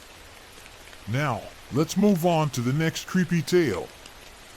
Ready to face more thrilling moments together? Let's dive into the next story right away. I've often found myself lost in thought, wondering what it would be like to have the chance to start anew, to erase the past and explore the myriad possibilities life could present. These musings clung to me persistently, like shadows that never fade, as I navigated the vibrant, pulsating world of the casino. The lights were glaringly bright, casting an artificial glow over everything, while the endless chatter around me formed a relentless buzz in the background. Although the clinking of coins and the joyous cries of winners filled the air, they barely registered in my consciousness. My mind was elsewhere, entrenched in a labyrinth of regrets and the countless decisions that had led me to this exact moment. My career felt precarious, as if it were hanging by a thread, and my relationships seemed fragile, like delicate glass teetering on the edge of shattering. Seated at the bar, I nursed a drink that was more bitter on my tongue than soothing to my soul. It was then that she appeared, as if materializing from thin air, yet commanding all attention in the room. Her presence was undeniably magnetic, exuding a mysterious allure that silenced whispers and drew glances. There was an air about her, something almost otherworldly, a quality I couldn't quite decipher but felt intensely. Her eyes, profoundly dark and impossibly deep, locked onto mine. In that instant, it was as though I were pulled into a gravitational force field from which there was no escape. "You seem lost," she observed, her voice smooth and inviting, yet carrying an edge sharp enough to send a chill down my spine. "Aren't we all?" I countered, striving for a facade of casual confidence, yet falling abysmally short. Her smile was cryptic, holding within it a universe of untold secrets. "How would you like a chance to change everything about your life?" she proposed. Intrigued beyond measure, I leaned in, curiosity lighting up my eyes. "What exactly are you suggesting?" Her gesture was towards the blackjack tables. "A game," she simply stated. "That's all. But the game comes with stakes higher than you might initially fathom." I hesitated, the sensible part of me, desperate to retreat, screamed in protest. But the lure was overpowering. The chance that this encounter, a moment veiled in mystery, could potentially alter the course of my life was too compelling to just let slip away. The table was prepared, and I took my seat. Other players, once a part of the bustling environment, now faded into irrelevance. My entire focus was solely on her presence, her gaze unmoving and resolute. The dealer began to shuffle the deck, hands working with dexterity, the cards whispering secrets amongst themselves, secrets they kept well hidden. As the first set of cards was placed before me, a peculiar sensation of déjà vu enveloped me. It felt uncannily familiar, as though the hand dealt was one I had already played in some forgotten corner of time. The cards swung between the euphoria of winning and the disappointment of losing, each choice I made burdened with limitless possibilities. As the game unfolded, it dawned on me that this wasn't just any ordinary game. Each card I picked seemed to be a mirror reflecting my past, showing choices once made. Some choices led to triumphs, joyous and life-affirming, while others resulted in failures, heavy and burdensome. As the game progressed, with each hand I played, I was winning. And win by win, I felt a gradual but consistent lifting of the burdens weighing down my spirit. This was my chance at redemption, my opportunity to reshape the narrative of my existence. But as the stack of chips in front of me accumulated, that insidious sense of foreboding crept back into my mind. Then came the pivotal moment. A hand was dealt to me that mirrored a crucial decision from my past, one leading to a distressing estrangement from my father. It was a misunderstanding, simple yet devastating, spiraling into years of silence and regret.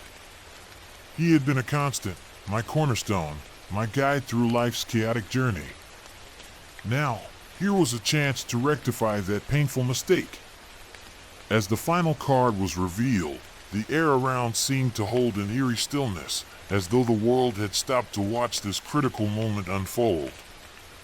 I won the hand, and with that victory came the promise of a life rekindled. Yet, fate is a capricious force. Amidst my jubilation, the mysterious woman approached once more, her demeanor now devoid of the warmth and understanding she initially emanated. "You've won," she pronounced, "but be careful what you wish for." In a state of confusion mixed with overwhelming elation, I hurried home, filled with an urgent need to mend what had been broken long ago. I seized the phone to call my father, but the line was dishearteningly silent. Panic gripped me as I reached out to family members, only to learn that he had passed away while I indulged in the game. The realization struck me like a monstrous tidal wave. In my obsessive pursuit to transform my life, I had forfeited my final chance to say goodbye to the one person whose presence and love were irreplaceable. At that moment, the dark truth embedded in her offer became all too clear.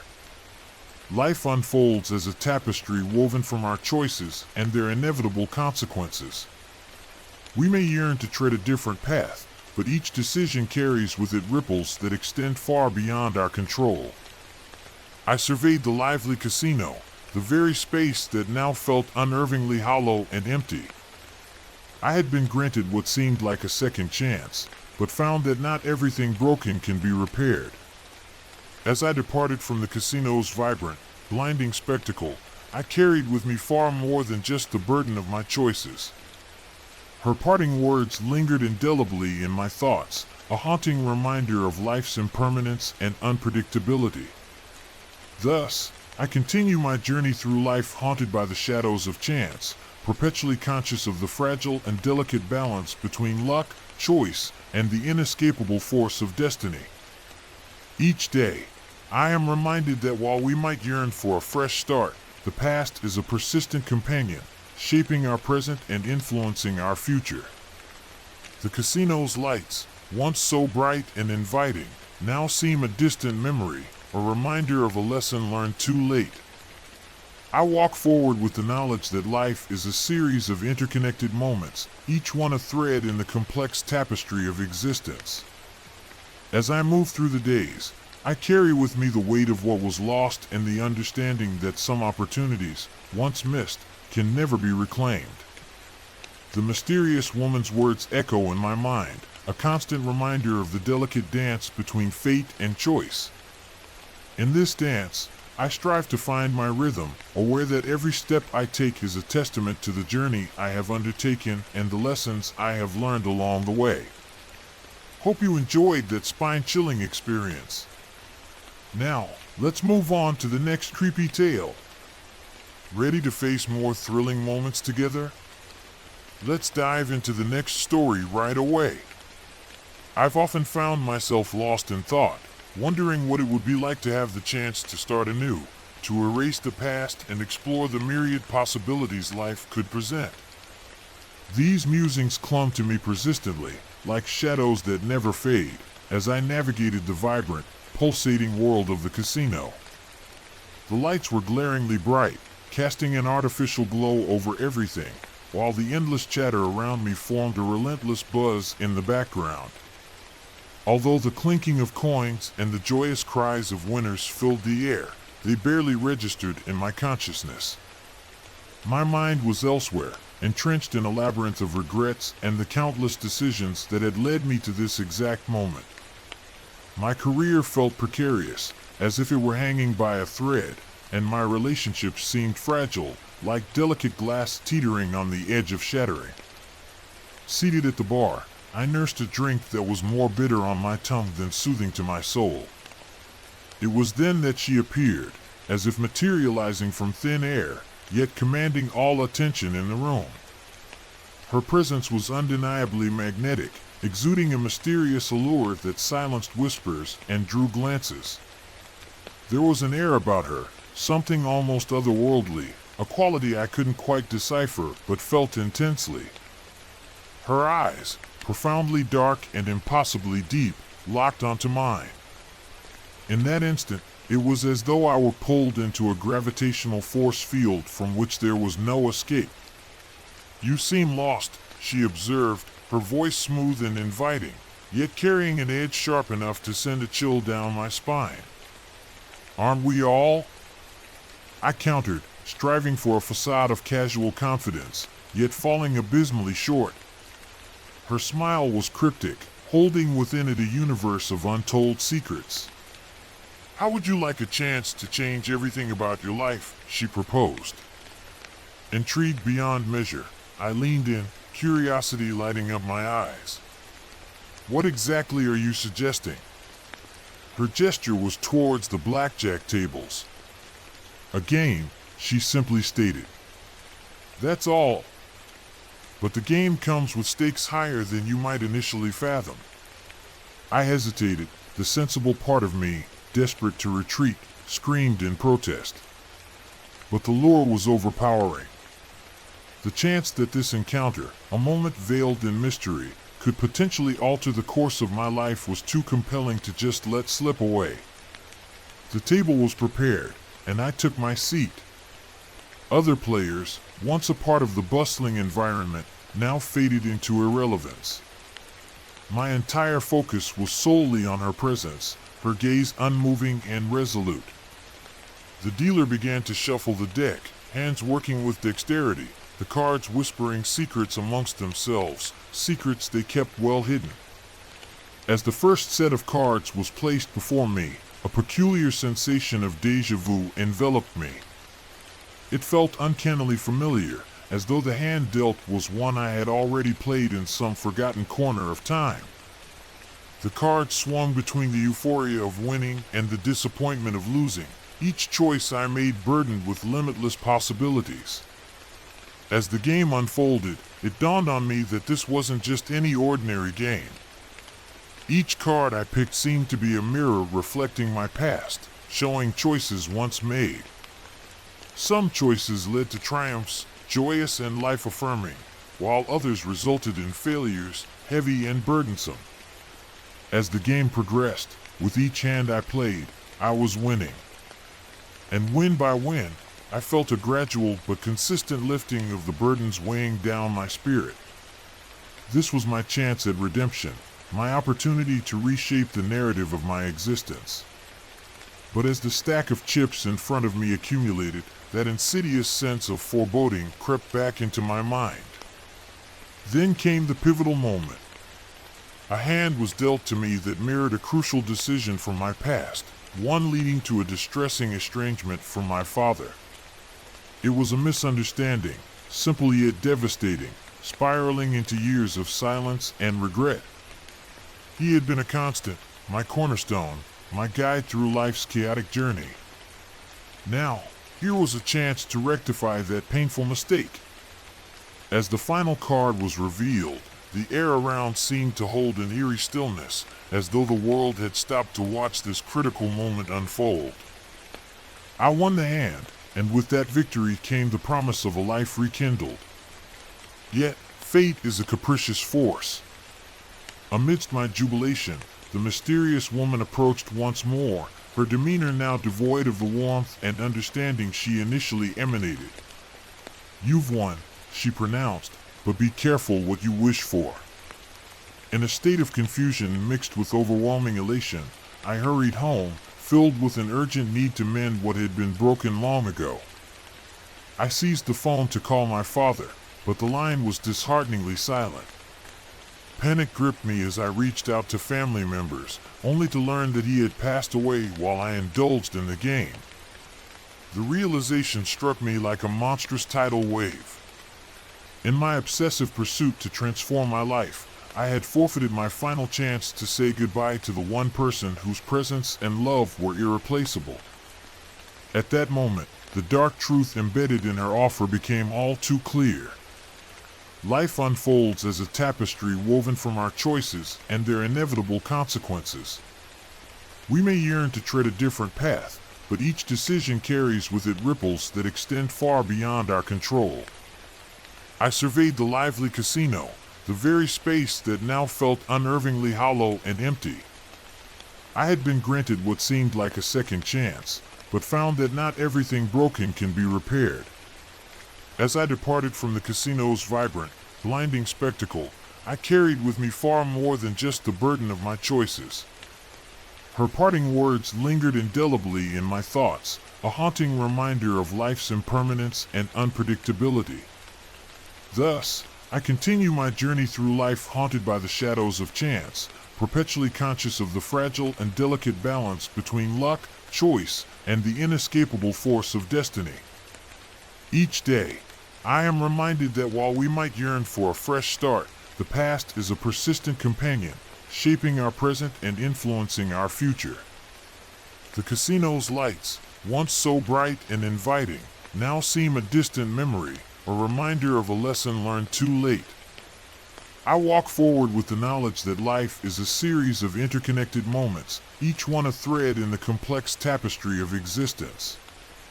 As I move through the days, I carry with me the weight of what was lost and the understanding that some opportunities, once missed, can never be reclaimed.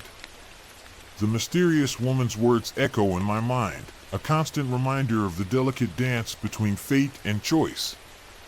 In this dance, I strive to find my rhythm, aware that every step I take is a testament to the journey I have undertaken and the lessons I have learned along the way. Hope you enjoyed that spine-chilling experience. Now, let's move on to the next creepy tale. Ready to face more thrilling moments together?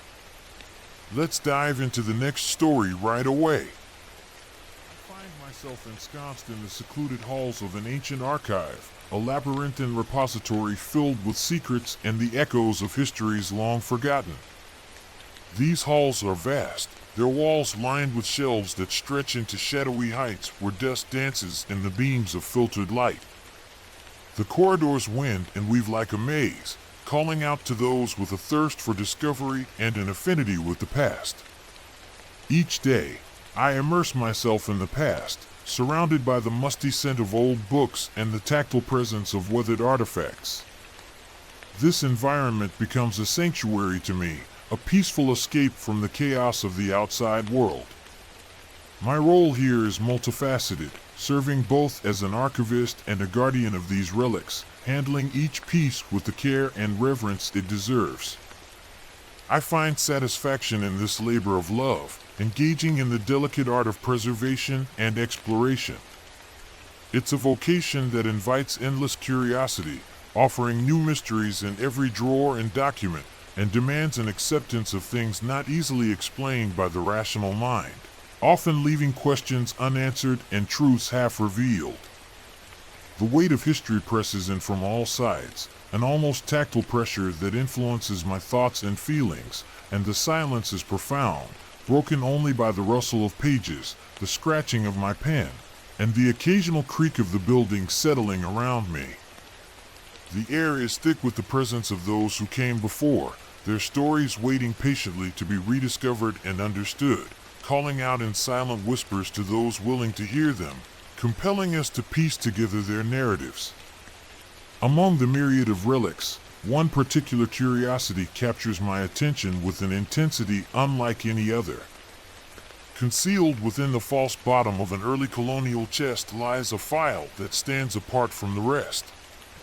Its contents are as enigmatic as they are unsettling, a collection of symbols and ancient languages that seem to whisper the names of forgotten deities. The file unfolds a narrative of an arcane ritual, deeply entrenched in the worship of an archaic forest god.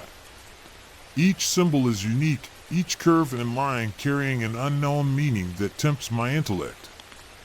My intrigue compels me to delve deeper, led on by a fascination that refuses to be quenched, and I soon uncover a letter that recounts the tale of a family bound to this deity through a series of clandestine rites and blood offerings.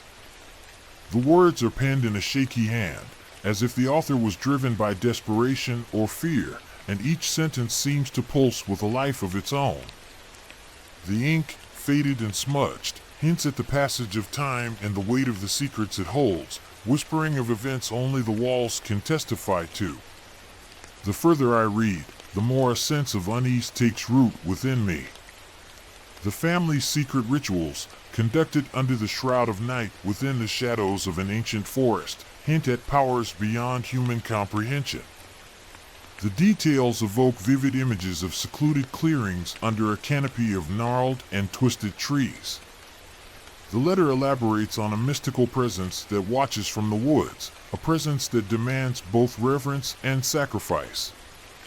Each word pulls me further into a web of mystery and dread, ensnaring my thoughts with its dark allure, inviting me to explore its depths yet warning me against uncovering its truths.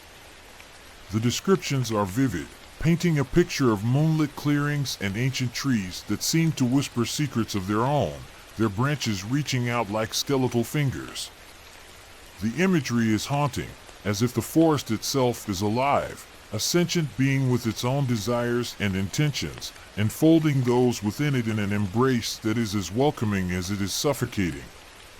Accompanying these revelations are 4 enigmatic cats that roam the archive with an air of inscrutable mystique. Their eyes, gleaming like polished gemstones in the dim light, seem to hold the knowledge of the secrets contained within the archive. Each step they take is deliberate, each glance measured. These feline custodians of silence have been here longer than I have, becoming part of the fabric of this place, their presence both comforting and disquieting. They stir within me a torrent of questions. What do they know of the shadows that linger here? Are they mere animals, or do they embody something far more profound? Do they know of the watchers that the letter detailed, perhaps communing with them in the quiet hours of the night? Their movements are graceful and deliberate, as if they are patrolling the boundaries of a realm only they can perceive. They seem to glide through the aisles, their presence as much a part of the archive as the artifacts themselves, a silent testament to the mysteries enclosed within these walls. The existence of the cats, intertwined with the cryptic artifacts and the family's tale of devotion to the forest deity, paints a picture that is both bizarre and fascinating, filled with layers waiting to be uncovered. Yet, there's a chilling undertone to this connection, something that makes the hairs on the back of my neck bristle in anticipation of a tragedy that feels inevitable. I cannot shake this foreboding. The longer I dwell on it, the more I sense the weight of an impending doom, a feeling that whispers warnings to my mind in the quiet moments of reflection. Each interaction with the cats feels charged with unspoken meaning, their eyes reflecting a depth of understanding that seems to pierce through the veil of time. Their silent companionship is a constant reminder of the mysteries that surround me, and I find myself both comforted and unnerved by their presence, wondering if they are here as guides or as guards. As the hours stretch into days, the story of the family unfolds slowly, like the peeling layers of an onion, revealing the darkness at its core. Each new discovery, each revelation, is a key unlocking further doors. The power of the forest deity, the binding of blood, and the eventual unraveling of the family's fate send shivers cascading down my spine. The narrative contains a darkness that feels alive, reaching out to tangle with my thoughts and emotions. There's an ominous foreboding that the secrets I've uncovered are not meant for mortal eyes, and their revelation comes with a price that I may not be prepared to pay. The narrative is relentless, drawing me deeper into its depths, and I feel a growing sense of urgency, as if the past is reaching out to claim the present, extending its incorporeal hands into my world. The boundaries between my reality and the world of the archive blur, and I am caught in the middle, a reluctant participant in a story that defies explanation. With every page I translate and every symbol I decode, the shadows around me seem to thicken, their whispers against my ear growing more insistent and chilling. It is as if my very act of discovery awakens unseen forces. The cats, too, appear more vigilant, their eyes following my every move as if questioning my intrusion into affairs perhaps best left buried among the dust and time. They watch me with an intent gaze, as though measuring my resolve. Their silent scrutiny adds to the tension, a constant reminder of the enigmatic forces at play. I find myself glancing over my shoulder, half expecting to see the shadows coalesce into something tangible and terrifying. The sense of being watched is palpable, and I wonder whether the archive itself is alive, its secrets eager to be told, waiting for the right moment to reveal themselves in full frightful majesty.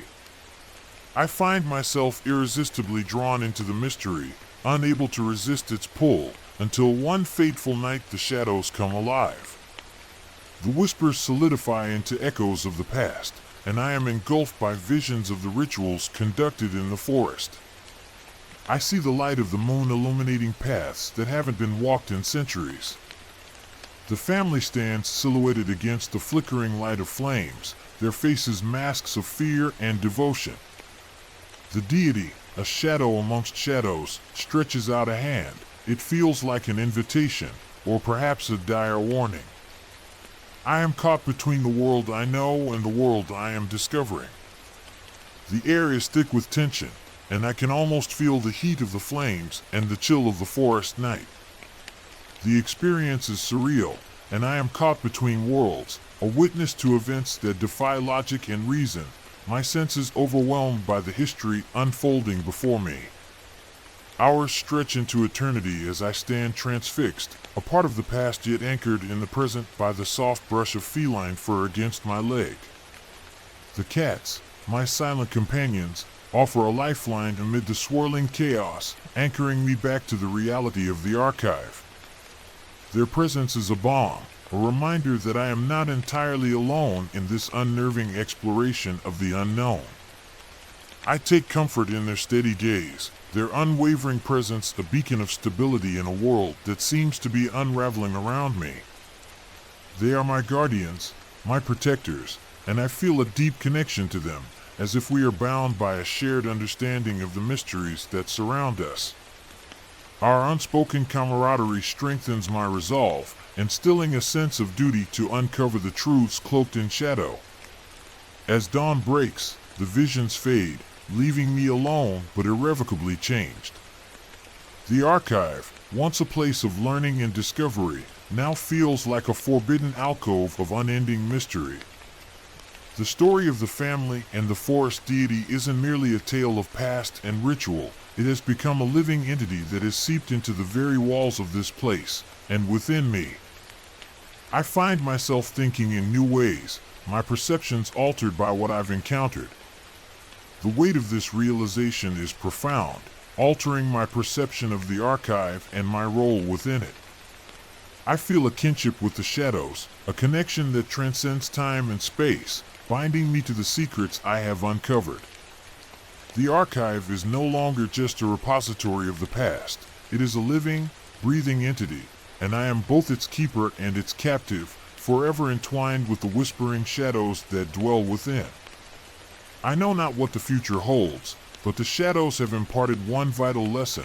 Some secrets are best left untouched, lurking just beyond the veil of human comprehension. They remain, waiting in the silence, whispering to those who dare to listen. And the cats, my silent, watchful guardians, continue their rounds, weaving through the aisles, keepers of the archive's unnerving truths. Their presence is a constant reminder of the delicate balance between knowledge and the unknown, a balance that I must navigate with caution and respect. As the shadows whisper their secrets, I am mindful of the power of the past and the mysteries that lie just beyond our understanding, an invitation and a warning to tread carefully in these hallowed halls. Hope you enjoyed that spine-chilling experience. Now, let's move on to the next creepy tale. Ready to face more thrilling moments together? Let's dive into the next story right away. That summer, forever etched in my memory, was when everything took an unexpected turn. It was meant to be a straightforward escape, an opportunity to breathe in the fresh, crisp country air at my grandparents' farm, where the skies stretched endlessly above us.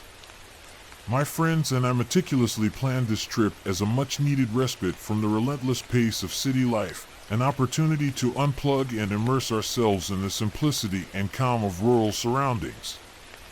We envisioned days filled with laughter and relaxation, completely unaware that the farm was a keeper of secrets, dark, unsettling secrets that would continue to haunt us long after we departed.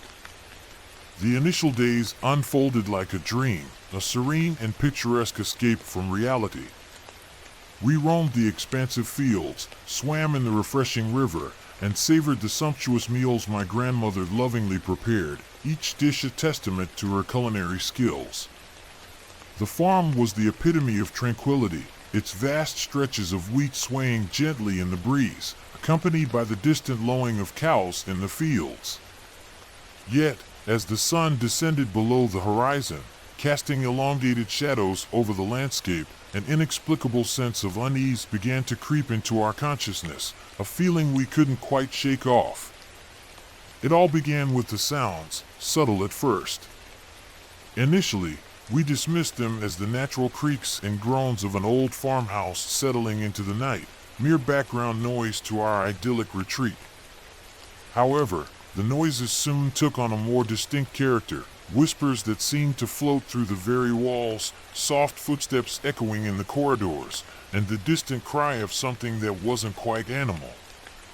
Jake, My friend, with an insatiable curiosity, was the first to bring it up, his voice tinged with both intrigue and unease. "Do you guys hear that at night?" he inquired, his eyes scanning our faces in search of reassurance, hoping he wasn't the only one experiencing this eerie phenomenon.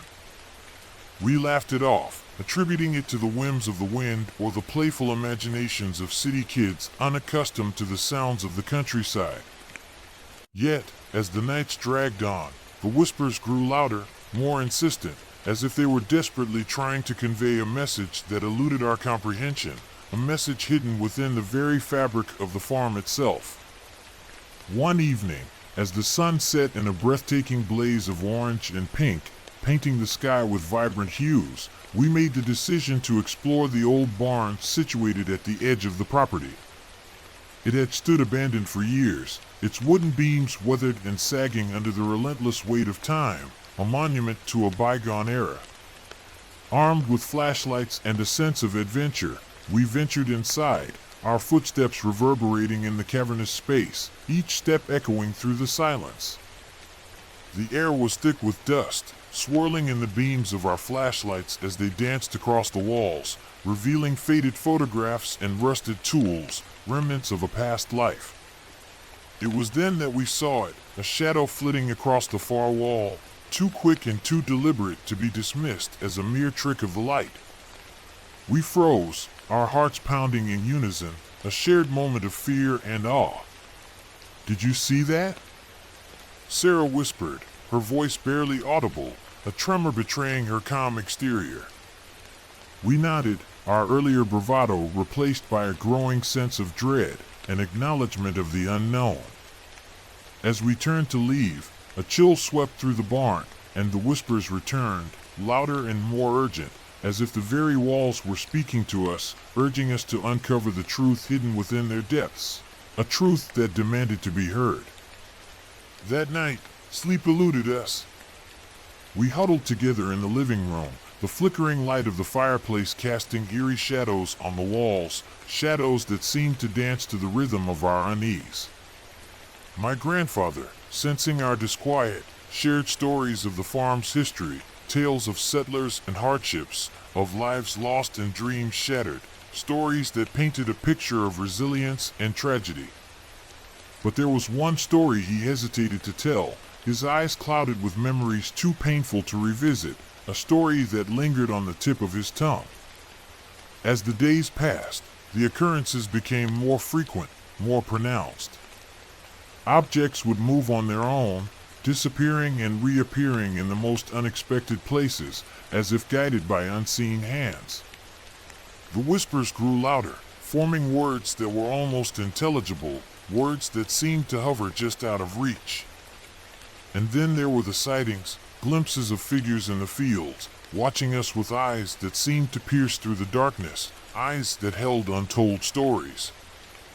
Sarah was the first to suggest that the farm might be haunted, her voice a mixture of skepticism and belief. We laughed at the notion, but deep down, we all felt it, the presence of something beyond our understanding, something that defied logic and reason, something that demanded answers. Desperate for answers, we decided to investigate further, delving into the farm's past and the lives of those who had called it home, determined to uncover the truth. Our search led us to the local library, where we pored over old newspapers and records, piecing together a history that was both fascinating and terrifying, a history that spoke of love and loss, of joy and sorrow. The farm, it seemed, had been the site of a series of tragic events, a fire that had claimed the lives of an entire family, mysterious disappearances, and tales of a curse that had plagued the land for generations, a curse that still lingered in the whispers of the fields. Armed with this knowledge, we returned to the farm, determined to confront whatever force was at play, determined to bring peace to the restless spirits. That night, as the wind howled outside and the whispers reached a fever pitch, we gathered in the barn once more, our hearts united in purpose. We lit candles and formed a circle, our hands clasped tightly as we called out to the spirits that lingered in the shadows, spirits that had become a part of our lives. The temperature dropped suddenly, our breath visible in the frigid air, a testament to the presence of the supernatural. And then, we saw them, figures emerging from the darkness, their faces etched with sorrow and longing, faces that spoke of a past filled with heartache. They moved towards us, their whispers forming a chorus of voices that filled the barn with a haunting melody, a melody that resonated with the pain of the past. In that moment, I understood. They were not here to harm us, but to seek our help, to find closure for the tragedies that had bound them to this place, their souls trapped in a cycle of grief and despair. We listened as they shared their stories, their pain and suffering laid bare before us, stories that demanded to be heard and remembered. With each word, the weight on my chest lifted, replaced by a sense of purpose, a purpose that transcended the boundaries of life and death. We vowed to honor their memory, to share their stories and ensure that they would not be forgotten, to give them the peace they so desperately sought.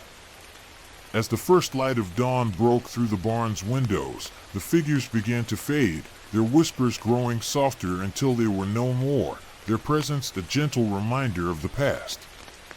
The farm, once shrouded in mystery and fear, was now a place of peace and healing, a testament to the power of understanding and compassion.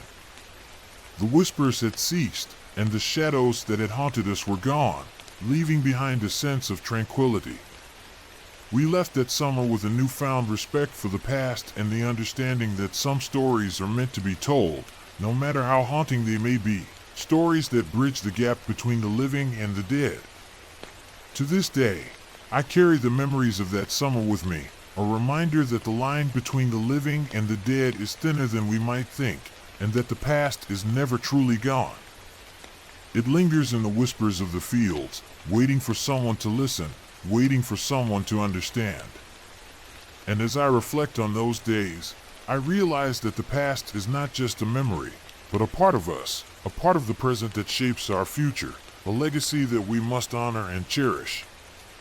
Hope you enjoyed that spine-chilling experience. Now, let's move on to the next creepy tale. Ready to face more thrilling moments together? Let's dive into the next story right away.